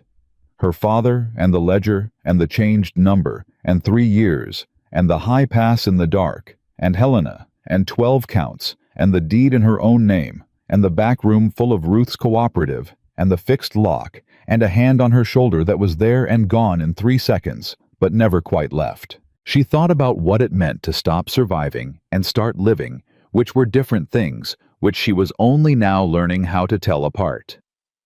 "I know you mean it," she said. "And," he said. She looked at him. "And," she said, "I think you should stay." She picked up her cloth and went back to work. He stayed at the bar with his coffee and watched her, and neither of them said anything more, because nothing more needed to be said.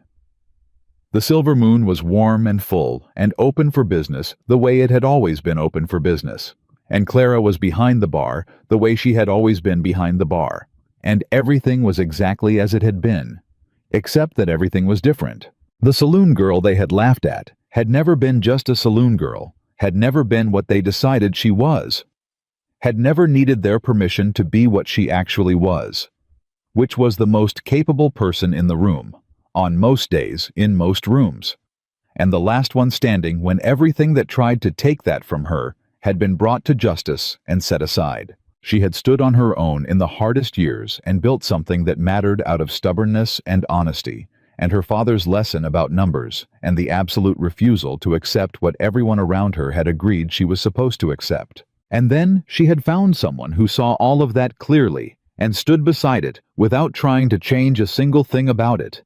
And that had made her not stronger. She had always been strong, but less alone, which was different, which turned out to matter more than she had known how to admit. The Silver Moon Saloon stood on the main street of Red Hollow, Montana, in the spring of 1884. Lit from inside, open to whoever came through the door, belonging entirely and completely and legally to the woman behind the bar. And the woman behind the bar was Clara Whitmore, and she was exactly where she chose to be.